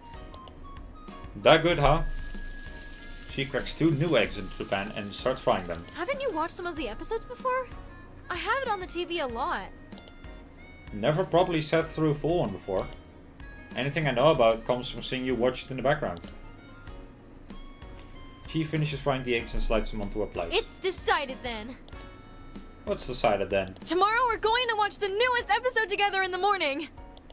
Huh? Then you'll be able to fully understand the greatness of Kira Kimochii's idol adventure. You're free tomorrow morning, right? I am technically free tomorrow since my shift doesn't start until 5 PM. But, I don't know. Spending my morning watching an idol cartoon seems kind of... I'll make you anything you want for breakfast. What? Even my favorite? Absolutely! She throws me a thumbs up. Thank you, Kira Kimochii. You may not be real, but we are good friends now. Alright, I'm in. She gives me an excited smile. I love the writing on this. Yay! This is going to be so fun! Now here's today's breakfast. Yes! She brings me over 2 plates of sausage, rice and eggs. Smells delicious. Let's eat! Let's eat. Do you have club practice again today? Yeah, same as usual. It might run late tonight though. Normally Anna goes over to study on Fridays, but if she ever needs to reschedule, I usually offer to stay until closing since Fridays are so busy. And also because I get paid more. What about you? Not today. We're waiting until Alice gets back on Monday with the guitar. Ah, that's right. Pretty easy day then. I actually need to leave a little early today.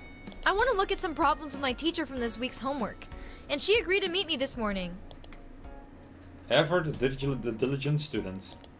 On top of being super motivated in her club activities, she also excels academically. Wow, that was a difficult word for my tiny brain. You couldn't pay me to go to school early to go over homework questions.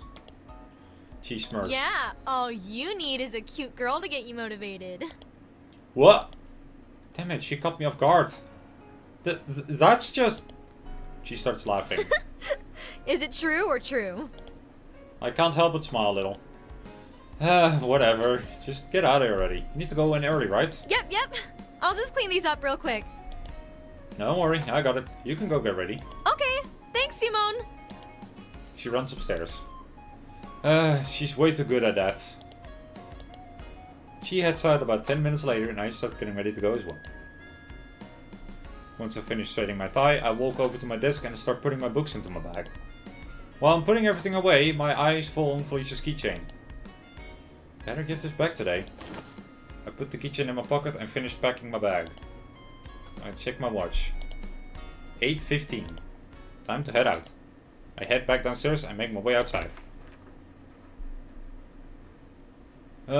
Still stupidly hot outside. And so starts my trek to school. The heat beats down on me, along with the insufferable humidity. When will it finally end? It's almost September. Fall weather has got to be coming soon, right? As I continue walking, I notice a tree that I saw Felicia standing under yesterday.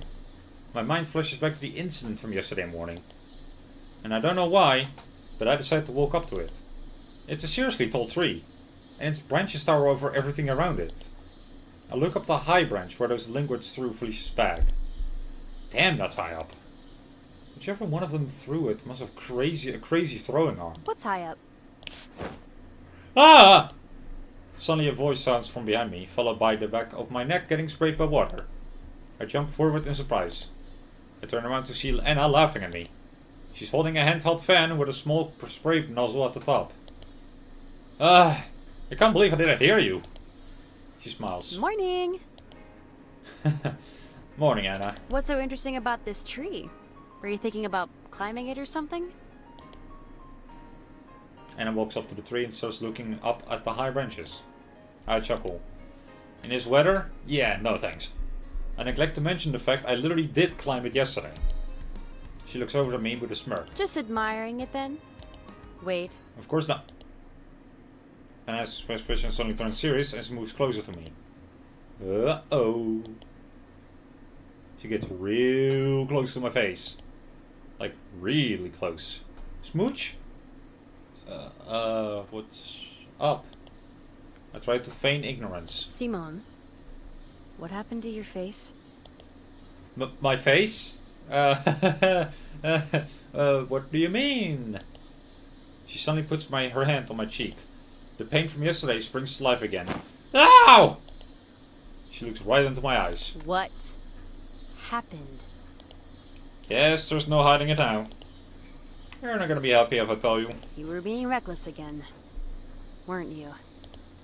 I may have overextended myself a little at my job yesterday. Anna's eyes go wide. At your job?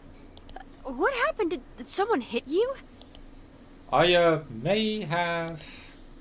Boy, she's gonna hate this answer.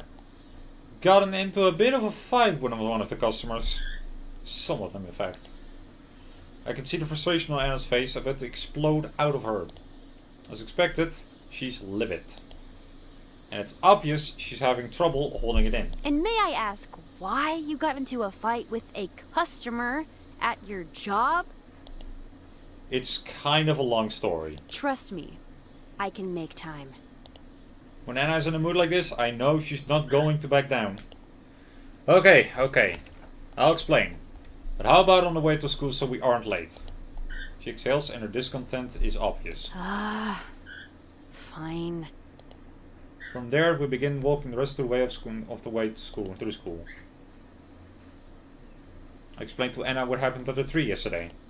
I tell her about how I ran into Felicia, how her bag was stuck up in a tree, and about the linguists that seemingly took something from her.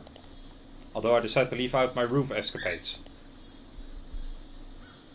This is kind of a lot to process. So your boss, at your job, also helped to take those thugs down? Right. That's wild. I know. Honestly, I was just as surprised last night. Anna looks at me inquisitively. Inquisitively, there we go. And the, keychain? Do you have it with you now? Yeah, I've got it. I stop walking for a second to put the keychain out of my bag. I hold it out to Anna and the FA side facing up at her. She takes it and gives it a closer look. Huh. I wonder what it's for. I also decided not to mention anything about messing around with it in my room last night. At least for now. Sharing that without permission feels like a major breach of privacy. Anna hands it back to me. The FA sure seems like a dead giveaway, but are you 100% sure this is Felicia's? I'd say I'm like 95% sure. So you got into a fight for 95%? I awkwardly laugh. I definitely didn't mean for it to become one. All for a girl you don't even know. Huh? What did you say? And then suddenly spins her head back to me. Oh, Nothing. Her face is slightly red for some reason. She shakes her head and looks back at me again. Her expression becomes more stern. Listen, the point is, you shouldn't be getting into fights at all. Especially at your job. I recall what Maya and the boss told me last night. And I silently apologized to Anna in my mind. Suddenly her expression softens. Look, Anna comes to a stop and glances away from me. get that you can defend yourself with your judo and stuff. And I get that you're motivated to put all this extra effort in so Chico can be happy. But it still makes me worried. You know? I can see the genuine concern in her eyes. Damn it. I can never win against a face like that. Anna. I know she only gets so frustrated because she's worried about me. I'm sorry. I can't promise that I won't continue to frustrate you. I know. She's still looking away. But I'll try my best to take it easy when I can, okay? Anna sighs and turns her back towards me. And stay out of fights? Yeah, I'll try and stay out of fights too. I have a smile on her face. Okay. I hate making Anna worry as much as I do. I really need to be more careful. I glanced down at my watch. 8:30 p.m. a.m. Sorry. So, you ready to keep walking to school? I think we're cutting it pretty close now. She just stares at me. Anna? Ha! Ah! Suddenly her arm shoots up towards my face and I feel a spray of water. What was that for? That was for getting into a fight. Wait, what? Ah, hey! She sprayed me again. And that was for worrying me. She sprayed me in my face, so I start wiping my eyes. I can hear her laughing though. I open my eyes again. Okay, it's just. Oh, come on! She sprayed me a third time. I wipe my face again. And what was that one for? Just because I wanted to. I start laughing. Okay. Are there any more coming, or am I in the clear? I guess I can let you off for now. Thank you. Lucky me. Now come on! We need to hurry or we'll be late. That's what I was saying just a second ago. Anna runs ahead and calls out. Guess I must have missed that. She looks back at me and winks. I smile to myself.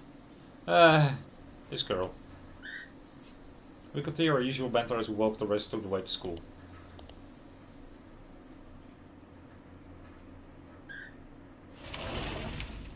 We hurry into the classroom at 8:43 a.m. Phew. Just barely made it. Yeah, just in time.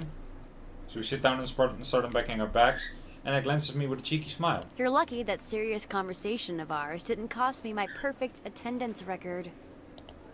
I chuckle back. Definitely wouldn't want to be on the other end of that. Another day. I get my notebook and pencil ready as the teacher enters the classroom. Good morning, everyone.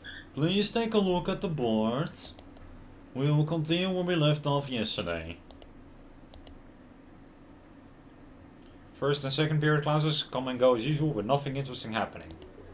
Just lots of historical names and battles that I've already forgotten and long literary passages. Although I actually kind of enjoy literature, so it wasn't too bad.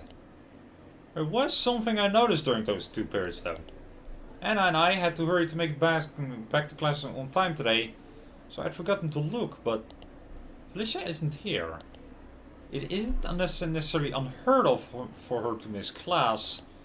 But given the timing of everything with the keychain and me hearing that phone call, it's weighing on my mind a little. I still haven't decided actually how, but I wanted to give it back to her today. Guess I'll just wait. I guess I'll just have to wait until Monday. And now stretching her arms back. Here comes my least favorite part of the day. I look over at her. Remind me why you claim to hate writing so much? She looks back with a frustrated expression. Too much writing. I mean, I guess that's a fair point. Our next class is obviously writing.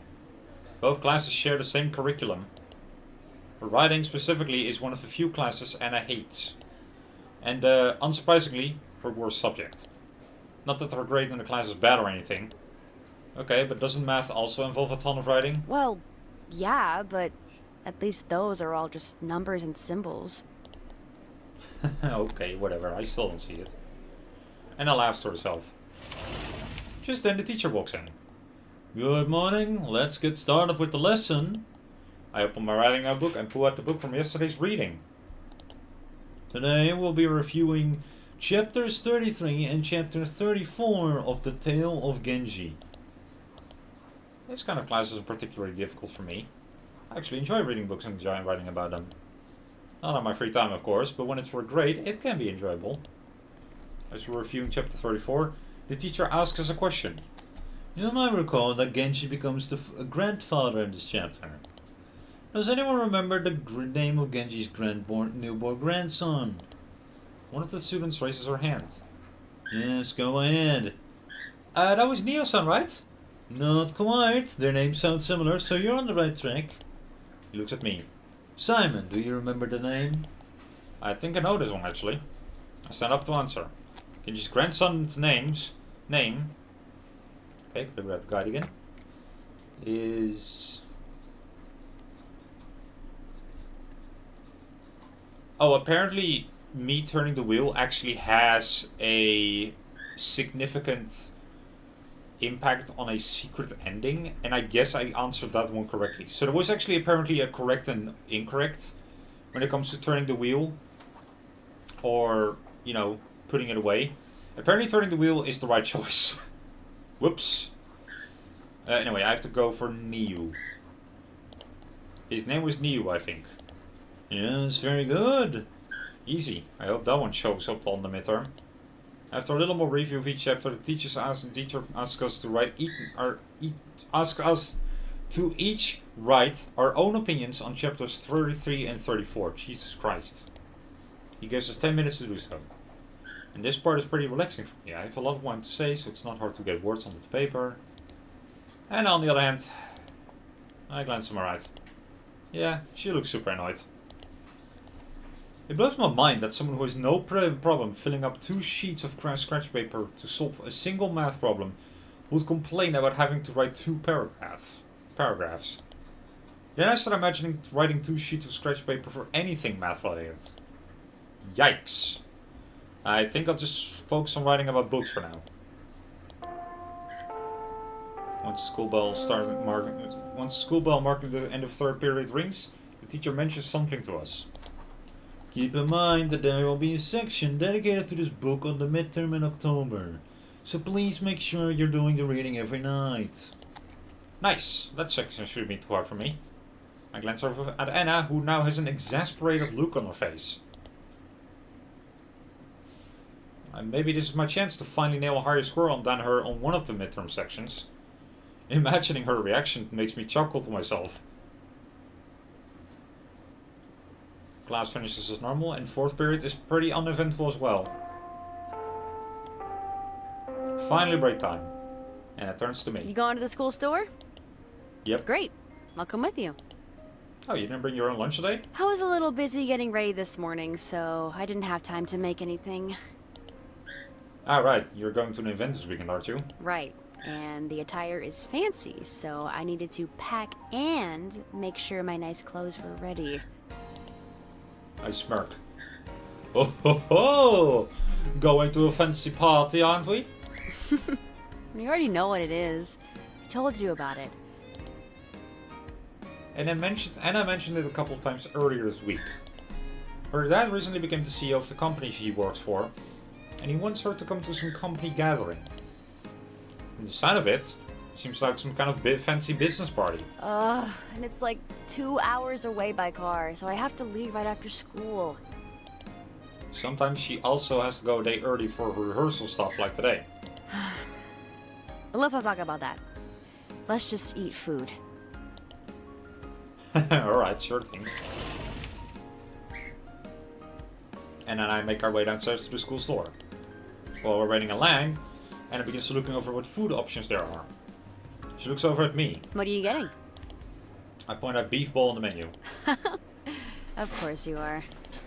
What about you? I think I'll just get a salad. Really? I was almost sure you'd order the chocolate bread too. Oh, really? Why's that? I give her a playful smile.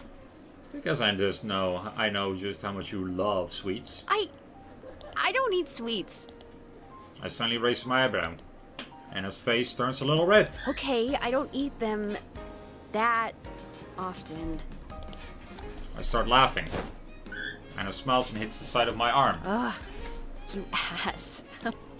Once Anna and I have gotten our food, we will go back to the classroom for lunch. Uh-oh, music changes.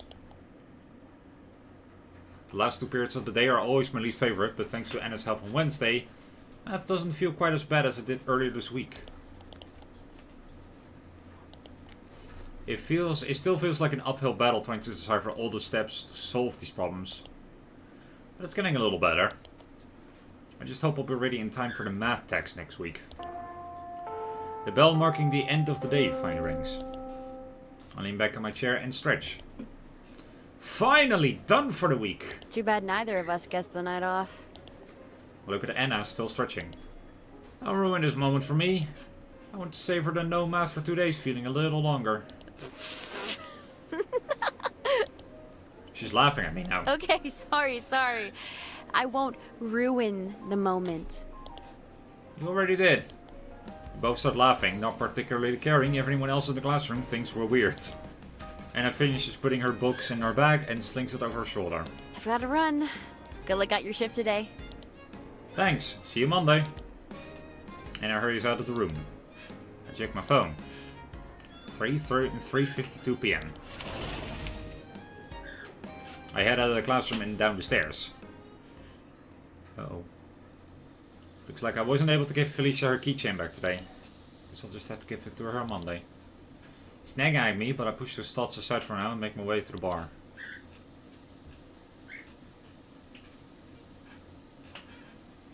It's nice being able to walk here instead of running the whole way. Although that's probably because Anna had to leave early after class. Usually I stay and talk with her for a bit before leaving. I make my way inside. As I walk to the back, I see Mayu and the boss making and serving drinks out in the main room. Mayu waves at me. I smile back. Seems like business is already picking up. I put my bag and phone away and quickly change into my uniform. And once I'm back out, I walk over to the counter where the boss is in the middle of making a shaken drink. Hello sir, what do you want me to start today? The boss looks over and smiles cheerfully. Ah, hello Simon. Ready for the Friday shift? Of course. I can also stay late tonight if needed. Wonderful, that will be most appreciated. He pours the shaken drink contents into a glass, garnishes it with a small lemon wedge, and hands the glass to me. Think you've got started by bringing this drink to the table of young women over there? The woman wearing the dark red coat ordered it. Of course, sir. Understood. I get myself into work mode and walk over to the table. Hello, ladies. Thank you for coming this afternoon. I believe this drink is for you. I make my eye contact with the woman in the red coat. Yes, that's fine. Thank you. I look at the other 2 women sitting at the table and notice that their drinks are almost finished. Can I get you to anything else? The woman to my right looks at the menu. What is it? What's in the tumultuous twist? Oh, that's one of our signature mixes. So it's our take on an orange twist and vodka mixture. Ooh, I like the sound of that. Well, one of those, please, on the rocks. Of course, and for you? I look to the 3rd woman at the table. Just another house beer for me. And a smile from the handsome young man taking my order. Understood, I'll have those right up. Huh? Huh? Mayu, who happened to be giving out some drinks to the table next to me, perks up. I look over at Mayu and then back at the woman. She winks at me. What? I look back at Mayu again. She just starts laughing at me. Then she throws me a thumbs up and heads back to the counter. I look back at the 3 women who are now all smiling and staring at me. I'll have those drinks out for you shortly. I smile awkwardly and hurry back to the counter. I can hear them giggling behind me. My face feels hot as I approach the counter. And then I hear a teasing voice. I've got those 2 drinks ready for you. Handsome. Maya already has 2 drinks ready on the counter. I look up. She has a cheeky smile on her face. I roll my eyes. Oh, shut up.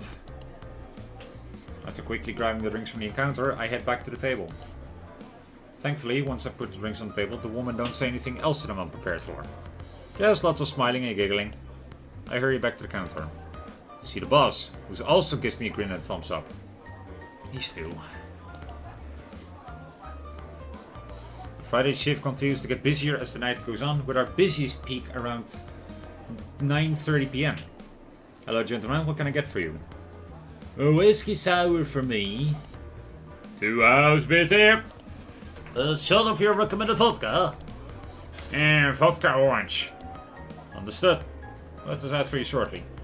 Head back to the counter. Got another run for you. Tear off my notepad page and hand it to Mayu. On it. You holding up okay? Yep, powering through. Mayu smiles. Rush hour is almost over. I laugh. Finally. I then head to the next table to take orders. Fridays are always keeping me busy and active the whole time I'm working, but it's nothing I'm not used to at this point. And after a long shift, 11 PM finally rolls around. On Fridays and Saturdays, the bar closes an hour later. The boss bids farewell to the rest of the customers as they make their way out of the store.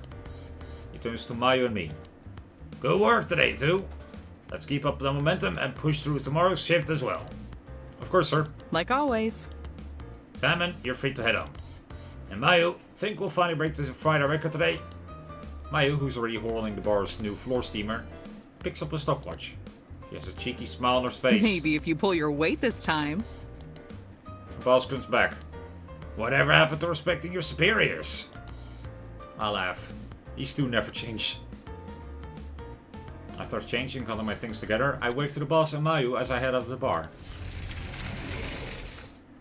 Once I'm outside, I pull out my phone. There's a text from Chi. Dinner's ready. I'm keeping it warm in the oven. I think you're going to like it. I chuckle to myself. She's so funny. Of course I'm going to like her cooking. I feel bad for making her wait so long. I text her back. I'm on my way back finally. I should be home around 11:30. Not wanting to be out any longer than I need to, I start hurrying home. Oh, this is so sketchy. After about 5 minutes of walking, I feel my phone buzz. It's another message from Chi. Hurry up, I'm hangry. I may have eaten a little snack. I smile at my phone screen. I'll be home soon. Time to get going. And I jog the rest of the way home. I hurry up to the front door, insert the key and head inside. I see Chi waiting for me at the table. Her face lights up when she sees me and she throws her arms into the air. Yay! You're finally back! Yeah, I'm back and I'm hungry. She grins. You're telling me! Hurry up and go get changed so we can eat already! On it. I run upstairs to my room. I hurriedly throw my bag and uniform onto the bed as I put on some sweatpants and a t-shirt. Then I dash back out of my room and down the stairs. I run over to the table and sit down just as Chi's bringing out the tray of food. She beams at me. Drum roll, please. She sits on the tray in the middle of the table. Ta-da! What fills my vision almost brings tears of happiness to my eyes. Roast steak plus stir-fried noodles and veggies. Yes, I love this one. She smiles. I knew you'd like it. We both clap our hands together. Let's eat. Let's eat. Whenever we eat steak and stir-fried together, we always just put everything onto a single hot tray and split it all onto our plates as we eat it. I can feel my mouth watering as I bring the first bite of steak into my mouth. I bite down. This time my vision actually does go a little blurry. How is it? I respond, my mouth still full of hot steak. You couldn't possibly understand how at peace I am right now. She starts laughing.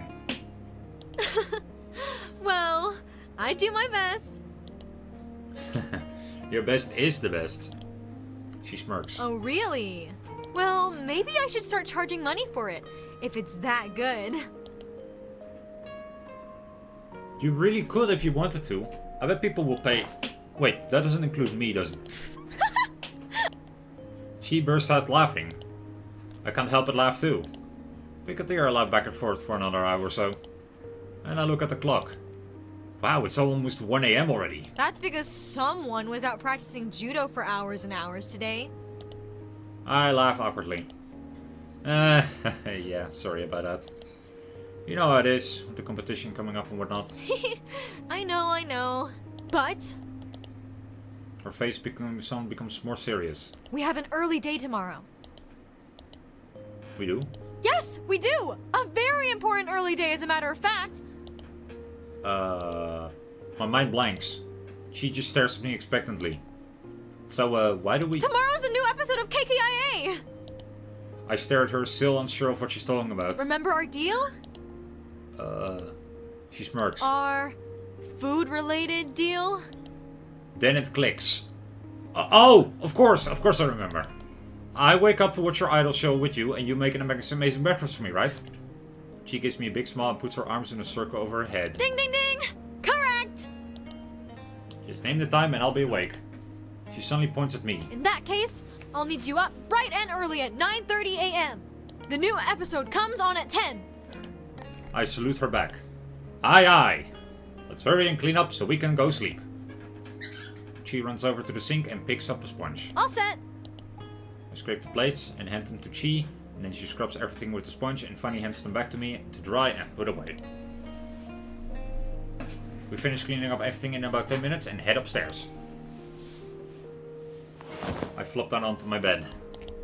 Fatigue immediately covers my body. Another week done. As I lay down waiting for my sleep to take me, my mind begins to wander. Felicia enters my mind. Feels like I've been thinking about her a lot lately. I still have no idea what's going on with that keychain. Or that weird phone call I eavesdropped on. Something was going on with her. Something I didn't want to have anything to do with. I need to get this keychain back to her already. I still have no idea how I'm going to tell her I got it though. But before I can think about it more, the fatigue from the day finally takes over and I drift off to sleep.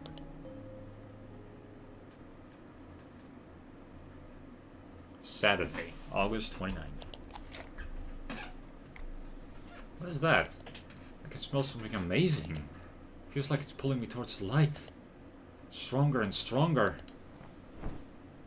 Suddenly my eyes open. Was it just a dream? No, I can still smell it. Wait. I quickly sit up. Today's breakfast day! I hear laughter come from downstairs. Guess I said that a little too loud. I glance at my alarm clock. It reached 9:23 a.m. Normally I'd still be feeling groggy on Saturday at this time, but today I'm being energized by the smell of the food she's making downstairs. And since today's Saturday, I didn't even need to get changed. I just roll out of bed, wash my teeth and head down to the kitchen. Good morning, Chi. Good morning, Simone. Ready for Idol Day? You bet I am. Breakfast is almost done. Just wait until you see what I made. I can't wait. I sit down at the table, my anticipation at an all-time high. And after about 2 minutes, she brings the plates over. Alright, here it is. I can barely contain myself when I see what's on the first plates. One plate has a big stack of fluffy souffle pancakes. And the other one has a pile of scrambled eggs, sausage, bacon, and hash browns. She sets the plates down on the table and looks at me with a proud expression. So what do you think? I look back at her seriously. Chi, can you do me a favor? I need you to pinch my arm. I think I might have ascended to heaven just now. Chi giggles. Alright, how's that? It hurts, but I keep my face the same and don't react. Simone? Yeah, I think I must be in heaven already.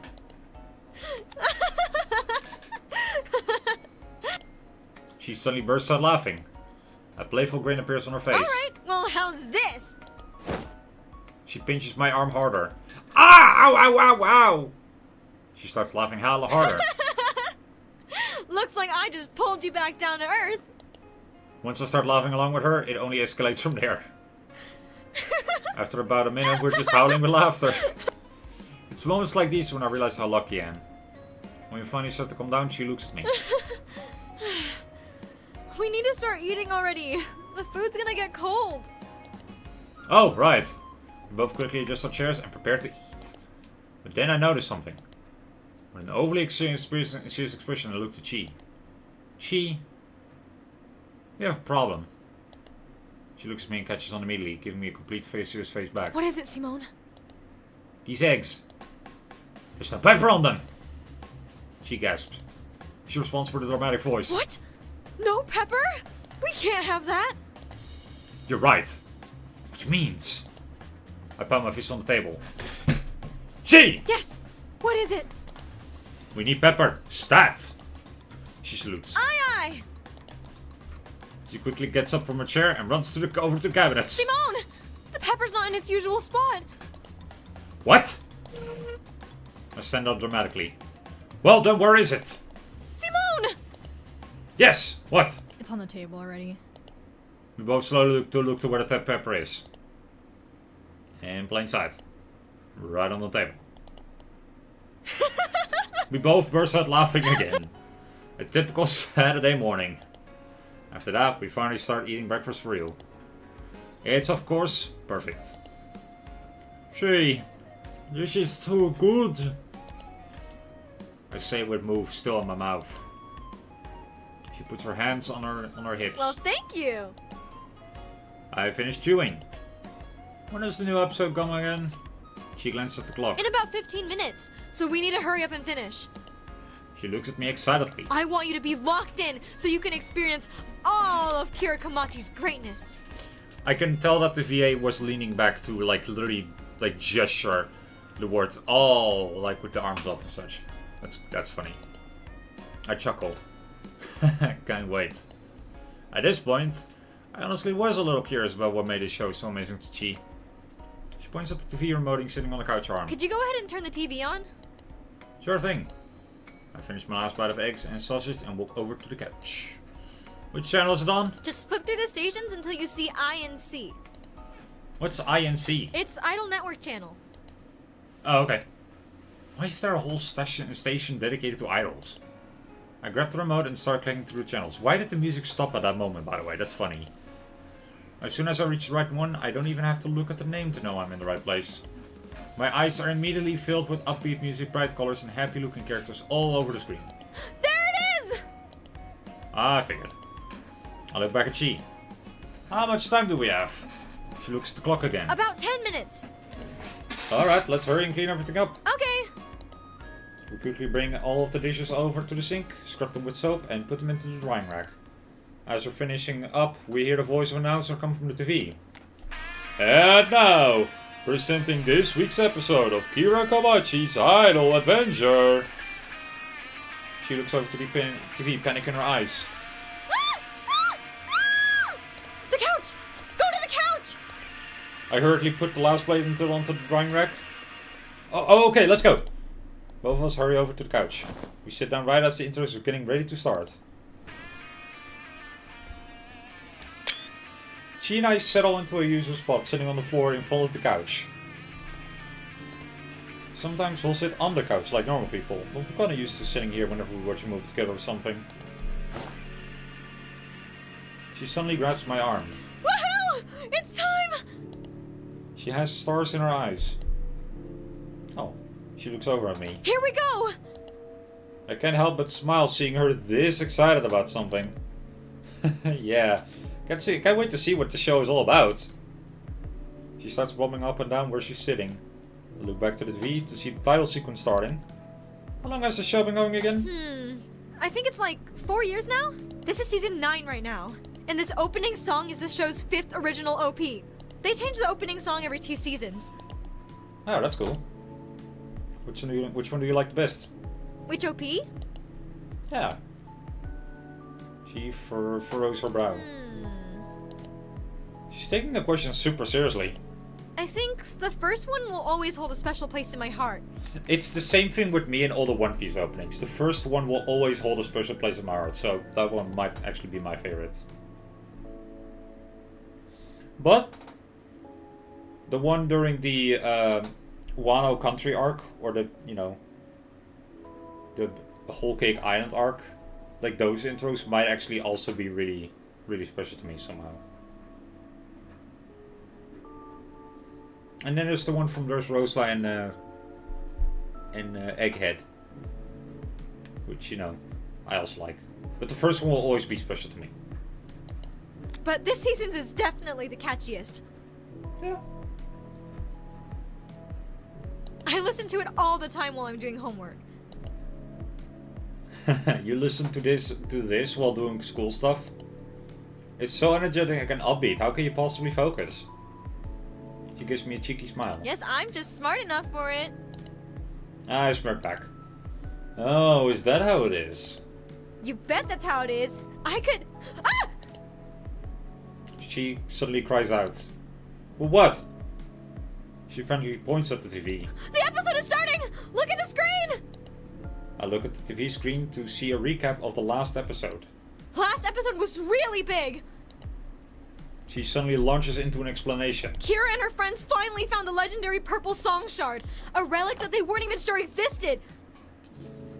This was something talked about as early as the second season, so them finding it was a huge surprise. Ah, okay, so is it something that... But when they found the song shard, they were given a riddle.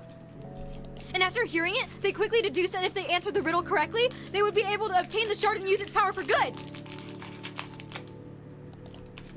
Wait, so how did the shard give them And a... before the girls could come up with an answer, the shard suddenly changed color and started shooting out negative dissonance energy.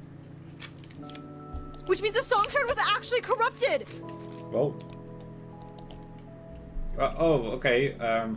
So does that mean that Kira... Then the dissonance energy zapped all of Kira's friends to somewhere else.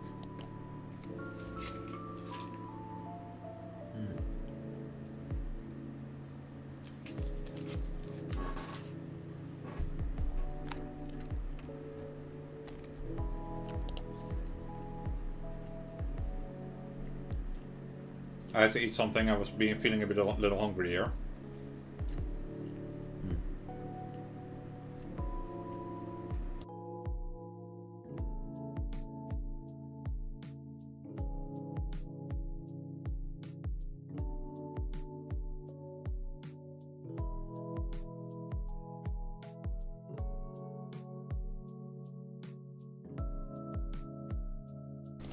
There we go. Sorry. I have to eat something real quick. I was getting a little peckish. Gee, I'm really not following what you're... She whips her head towards me. So now she has to save them by herself! She's panting now, out of breath. But there's still a big, excited smile on her face. So, are you caught up? I decided it would probably be better for me to just watch the show instead of asking questions. Yeah, I think so. She beams. Great! Let's watch! We both turn our heads back to the V just as all of the introductory and recap segments are finishing up. I see a young, worried-looking girl staring at a floating crystal with negative energy coming out of it. So after her friends got zapped away last episode, she was left all alone in the cave to deal with the corrupted song shard. Ah, I see. The level of Kira's magic is higher when she has her friends with her. But now that she's all alone, I don't know what she's gonna do. Probably face it all alone. She can use magic? She chuckles. Obviously! She can harness the power of music to create magical energy. Of course, how obvious. As we keep watching, I see the character on screen, Kira, desperately fighting back against the barrage of attacks from the corrupted shard. It looks like she's holding a magic wand of some sort. Hey, what's that magic wand that she's holding? She stares at the TV engrossed and responds without looking away. That's her song staff. Using the power of song, she... Look out! What? She suddenly cries out, startling me. On the screen, Kira narrowly dodges a burst of negative energy. She could power up the staff and use its powers to fight off evil. And right back into the explanation. Ah, okay. So how exactly does she power up the staff? By singing? A big grin forms on her face. Yes! No! No? She startled me again. Kira barely dodges another attack. She lets out a sigh of relief. No. Sorry, yes. Which one is it? Yes. She powers up her staff by singing. And then she uses it to... No! Kira! She suddenly grasps my arm. What? What? She frantically points at the screen. I look to see Kira finally being hit by one of the bolts of negative energy. She flies back into the wall and falls to the ground, struggling to get up. No, no, no. She looks legitimately worried. I can feel her hand squeezing my arm tighter. The camera cuts back to the song shard. The negative energy surrounding it starts to reform itself into the shape of a bipedal creature. She suddenly gasps. Ah! I knew it! I knew it! I knew it! I knew it! Well, what? What did you know? She frantically launches into explanation again. The song shard already appeared discolored when Kira and her friends found it, so I knew something was up. And then on top of that, the negative energy that came out of the song shard immediately targeted Kira and her friends.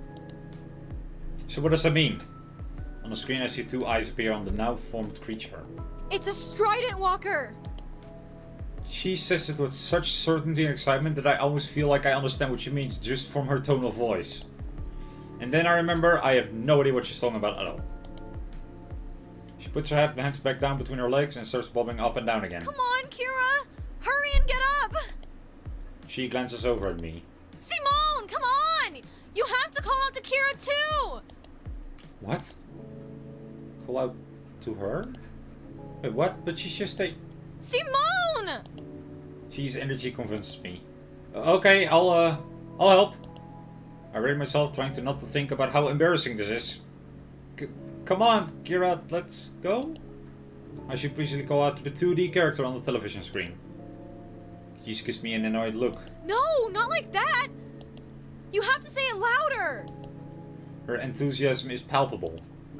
I take a deep breath. Okay, let's go, Kira! Hurry up and beat back that monster! I look back at she expectantly. She looks at me and starts laughing. Well, why are you laughing at me? You were the one that told me to do that. I feel like I was just tricked. She keeps laughing. Well, it's just funny when you only commit to it 50%. I'm pretty sure I committed to it 75%. Oh, of course. She wasn't laughing at the fact I was talking to the TV character. It was at the fact that I was all reserved when doing so. How quaint. I'll show you how it's done. I look at she curiously, who takes a deep breath. Let's go, Kara! You have to get up! Your friends are counting on you! That's doing it 125%. The sudden increase in volume catches me off guard.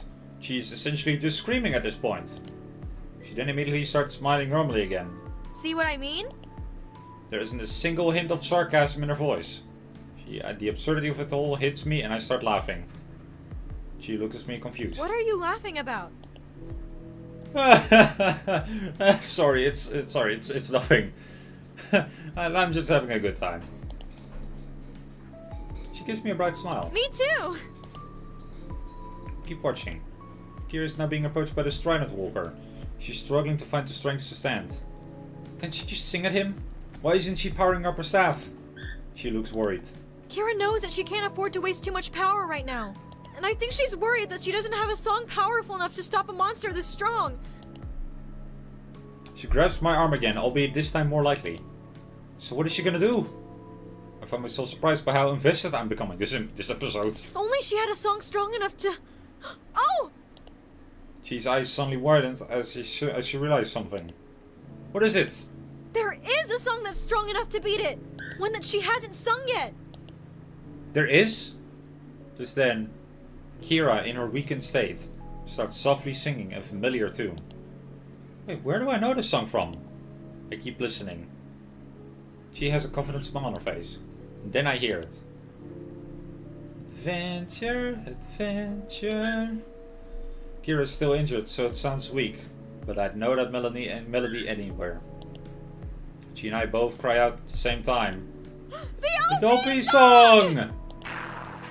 Kira begins glowing and a big ball of light forms around her. She looks ecstatic. Those are good noises, by the way. It's happening! What's happening? Kira's getting promoted! I am confused by the warning of that. Getting promoted? By who? Like, her boss? She laughs. No, silly. It's just what leveling up in this show is called. She's gaining more power. I look back to the screen. Kira begins to float up into the air. Monster looks noticeably distraught and begins backing away slowly. I can hear the instruments well as the OP begins to play at full force. Go, Kira! I found myself swept up by the excitement as well. Woo! Go, Kira! Kira begins shooting magic at the monster over and over again, bringing it to its knees. You won't stop me or my friends! Idle Adventure Charm level 5! Woo! She's cheering now. Level 5! Level 5! Go! completely enraptured with the show now. To be fair though, so am I. Idle Flash! Idle Flash! She really used Idle Flash! Based on Chi's reaction, I'm assuming this is a big deal. She suddenly grabs my arm again and starts shaking me. Simone! She used Idle Flash! She used Idle Flash! Whoa, whoa, whoa, whoa, whoa, whoa, whoa, whoa, stop shaking me! What does Idle Flash mean? It's an idle charm that Kira has been practicing all season, but she wasn't able to get the hang of it. This is the best! On the screen, the monster cries out as it's surrounded by a bright light. Once the light clears, the purple song shard is sitting silently on the ground, noticeably more purple than it was before. What's more, all of Kira's friends are there now too, looking a little dazed and confused. She lets out a sigh of relief. Phew. Thank goodness they're okay. Based on her expression, you'd think she was talking about her real-life friends. Following that, all the girls hug and cry as they celebrate that they found the purple song shard, vowing to continue their adventure into another day. Credits then begin to roll. She looks at me expectantly. So, what did you think? I smile. Not half bad. I'm also surprised how much I liked it. Maybe I'll even watch the next episode with you. She gasps and her eyes light up. Really? Yeah, sure, why not? This is fun. Yay! So, when does the next episode come out? Next week? She gives me a slightly disappointed look. That was actually the finale of season 9. What? That was the finale? I guess it did kind of feel like a big finale-esque moment. Yeah, so we gotta wait for season 10 to be released. Does it have a release date? Yeah, it's supposed to come out in late November. Alright, that's not too far away. Let's watch the first episode of season 10 together when it comes out. She grabs my arm and gives me a warm smile. Mm-hmm. That sounds perfect. Wholesome. After the episode ends, she and I talk a little more before heading back upstairs to our rooms. She mentioned that there's something she wanted to work on today and that she was feeling particularly inspired. I walk into my room and flop down on my bed. I look at my alarm clock to see 11:15 staring back at me. Still plenty of my time before my shift starts. What else should I... I feel my phone vibrate in my pocket. I reach out to pull it out. It's a message from Anna. Can't wait for this party. I chuckle. I try imagining Anna wearing a nice dress and acting sophisticated at a high-class party. Yeah, still can't do it. Definitely not her style. I text her back. What? You mean you're not ecstatic about mingling with some more suits? No! It's not too often that she has to go to corporate events like this. But they do come up every few months and her dad makes her attend. Ever since his big promotion to company CEO. At this point she's used to them, but I remember last year when she would go on and on about how annoying they were. It also didn't help that they were always far away. She had to take a 2-hour car ride to get to this one. So what's the deal this time? Another company getaway? Honestly, she just does that. Apparently the party is really more of a networking event. My dad didn't tell me much, but from the sound of it, this is a meeting to discuss the business partnership with some other company. Now that's interesting. Any idea what company? Also, what does he need you there for if that's the case? The head of the potential partner company has a daughter that my dad wants to introduce me to. Ah. You're really getting pulled around, huh? You can say that again. This whole thing sounds like such a pain.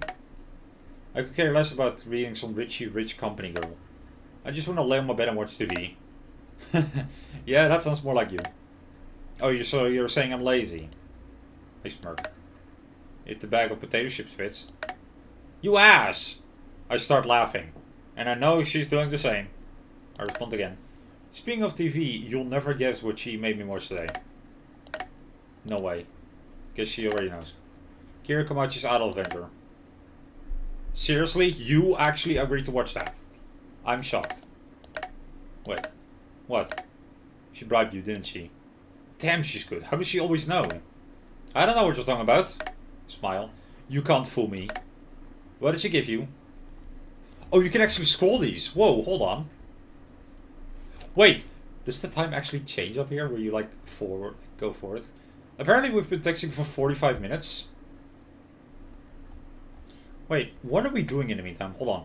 So, she texts. I reply a minute later. She immediately replies. I reply a minute later again. She replies 3 minutes later. And she takes the time to type this out. I reply 3 minutes later. She replies 8 minutes later. I reply 4 minutes later. She replies 4 minutes later. Takes time to type in these things. Then I reply 4 minutes later. She replies immediately. I reply a minute later. She replies 3 minutes later. I reply a minute later. 2 minutes. A minute. A minute. A minute. 2 minutes. 2 minutes. I decided to concede, knowing she'll probably guess it soon anyway. It's very obvious. She promised to make me whatever I wanted to for breakfast. Yes, the time does actually change here. That's crazy. I knew it! And I bet it tasted so good too. You could say that again. I should have been there too! I actually like that show! That's surprising. Actually, no, it's not. Oh, really? I assume you got the finale of season 9? No. I haven't had time because of this dumb party. You better not spoil anything. I'm gonna watch it as soon as I get home. Maybe we can all start watching it together once season 3 comes out. Then. What? Why? So you can get more breakfast? Oh, yeah, kind of. But I actually enjoyed the show, so I won't mind watching more of it. What? You mean you had it in you to enjoy adult shows all this time and you never told me? He's getting worked up for some reason. I don't know until today. Alright, that's it. I've decided. You realize now you've finally given me another person besides Chico to talk about idols with, right? Yes. Oh boy, you better get ready for the biggest lordom of the century when I get back. Here we go. I'm not joking at all right now. You seriously better be ready. Because there's a lot you need to get caught up to speed on before season 10 rolls. Yeah?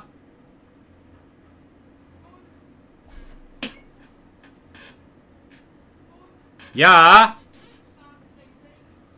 Okay. Apparently my phone turned off. My mom tried to call me apparently, and my phone was off as a result.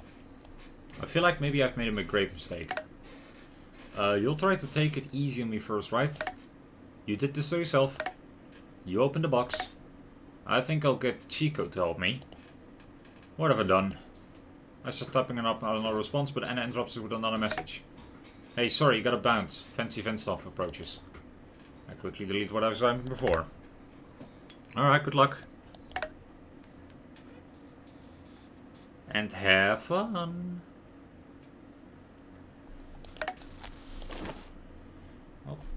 After that, I put my phone down. My alarm clock reads 12:23 p.m. Well, we were talking for an hour. Time flies, I guess. It's still early, but I wonder if she wants to go anywhere for lunch. She's probably busy on working on something, so I'll just shoot her a text. Hey, wanna go anywhere for lunch? In the zone right now. I'll probably be late in the afternoon, it's alright. Of course, I'll find something. Okay, she's pretty focused. I'll just throw her together some sandwiches then.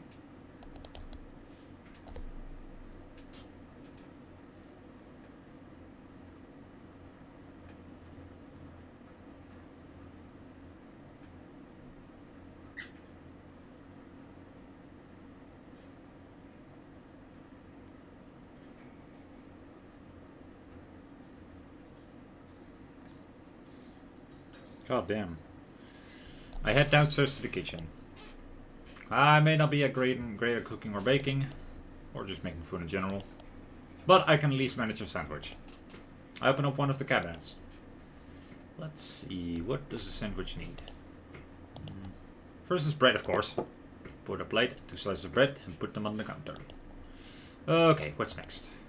Ah, meat, obviously. I wonder what we've got in there. I open up the fridge. Oh ho ho, a new pack of ham. Lucky me. I pull out the ham. A few slices of this sounds pretty good. Let's go with 3 slices. Place the slices onto the bread. What's next? Oh yeah, gotta add some cheese. Now where is it? Ah! Put a pack of sliced cheese. And then walk back and add 2 slices to the sandwich. This is looking pretty good so far. I think I'll go for some vegetables next. I open the fridge for a 3rd time. Lettuce, onions, tomato. And my eyes fall on a bottle of mayonnaise. Mayo! I grab everything and move over to the counter. Gotta cut the vegetables first. I pull a knife and a cutting board out of the drawer. And just a couple of slices of each should be fine. I begin chopping the vegetables. Let's see, 2 tomato slices, 3 onion slices. And I can just pull a couple of leaves off this lettuce, off the lettuce head. Finished. Put the vegetables on my sandwich and spread some mayo on the empty slice. Once everything is back in the fridge, I come back over to the counter to enjoy my creation. Haha, that was easy. I may not be great at cooking and baking, or just making food in general, but I can at least manage a... This looks horrible. I can't let anyone see this. How did this happen? All I did was put the ingredients onto the bread.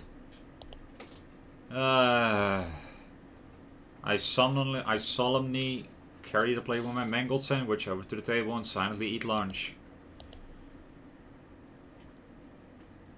I'm relaxing on the couch watching some TV when I hear humming coming down the stairs. She notices me. Oh, hey Simone! Taking some me time? I laugh. Yeah, pretty much. What have you been up to? She glances up to the left for some reason. Oh, just a project of mine. Suspicious. I stare at her. What? Suspicious. I say it out loud. I say it out loud this time. It's nothing weird, I swear! Her face starts turning red. She's terrible at hiding things. Oh? You sure? I could have sworn I heard some faint singing from your room earlier. Simone! Her face is really red now. I chuckle. Time to stop teasing her. I think I already have an idea to what she's been doing anyway. Sorry, I won't press. Taking a break? Yeah, I wanted to take a lunch break. Lunch break? I look at the clock. But it's 4 PM. Huh? She looks surprised for some reason. It's that late already? She laughs awkwardly. Guess I got a little too carried away. She walks over and opens up the fridge. You want anything? I think I'm gonna make a sandwich. I already ate, but I got something else before I used to head off my 2 shift. Plus, I would never turn down an offer of food from Chi. Sure, if you don't mind. Not at all. I'm also curious to see how Chi makes a sandwich, so I watch her from the couch as she starts putting everything together. Sounds like Chi has that Idol song stuck in her head. But then what was... What do you want on yours? Ham, cheese, lettuce, onion, tomato, and mayo. Mayo, please. She stares at me. What? What's with that immediate response? She laughs at me. I watch as she begins constructing the sandwich. Let's see, plate and bread first. Ham, cheese, onion, tomato, lettuce, mayo on the empty bread slice, and done. Why does it look so much better than mine? I did all of the same things. There's even a faint yellow glow surrounding it. She notices me staring. What's with that frustrated look? Nothing. Well, here's your sandwich. I smile. Thanks, Chi. I take a bite. Perfection. Which, of course, makes it a million times better than mine. Is it alright? In a slight frustrated tone, I respond. Amazing as usual. Is that a hint of frustration I hear in your voice? I don't know what you're talking about. As I take the last bite of my sandwich, I glance at the clock. 5 PM. Yikes, I gotta hurry. Oh yeah, you've got club practice tonight, right? Yep, today's gonna run late, so I'll be back at around 11:15 or so. You sure do practice a lot. It's really inspiring. Her expression turns to one of determination. And that means I've got to keep up. I can't help but smile. I love seeing Chi get fired up. I do feel a little bad since I'm technically lying to her. But I've got my reasons, and I don't like to go back on them now. I throw Chi a thumbs up. Let's both do our best.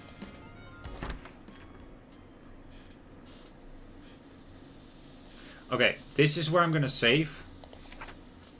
And head over to the main menu again. And end the stream for today. So, thank you for watching. And, yeah, yeah, I'll be back tomorrow actually for Shadowverse Beyond Worlds, I think. Worlds Beyond? What is it actually called? Hold on. Shadowverse Worlds Beyond, there you go. Because Jingo wanted me to get into the game, so I guess I will too. So, I'll see you guys later, man. And stay safe. Bye-bye.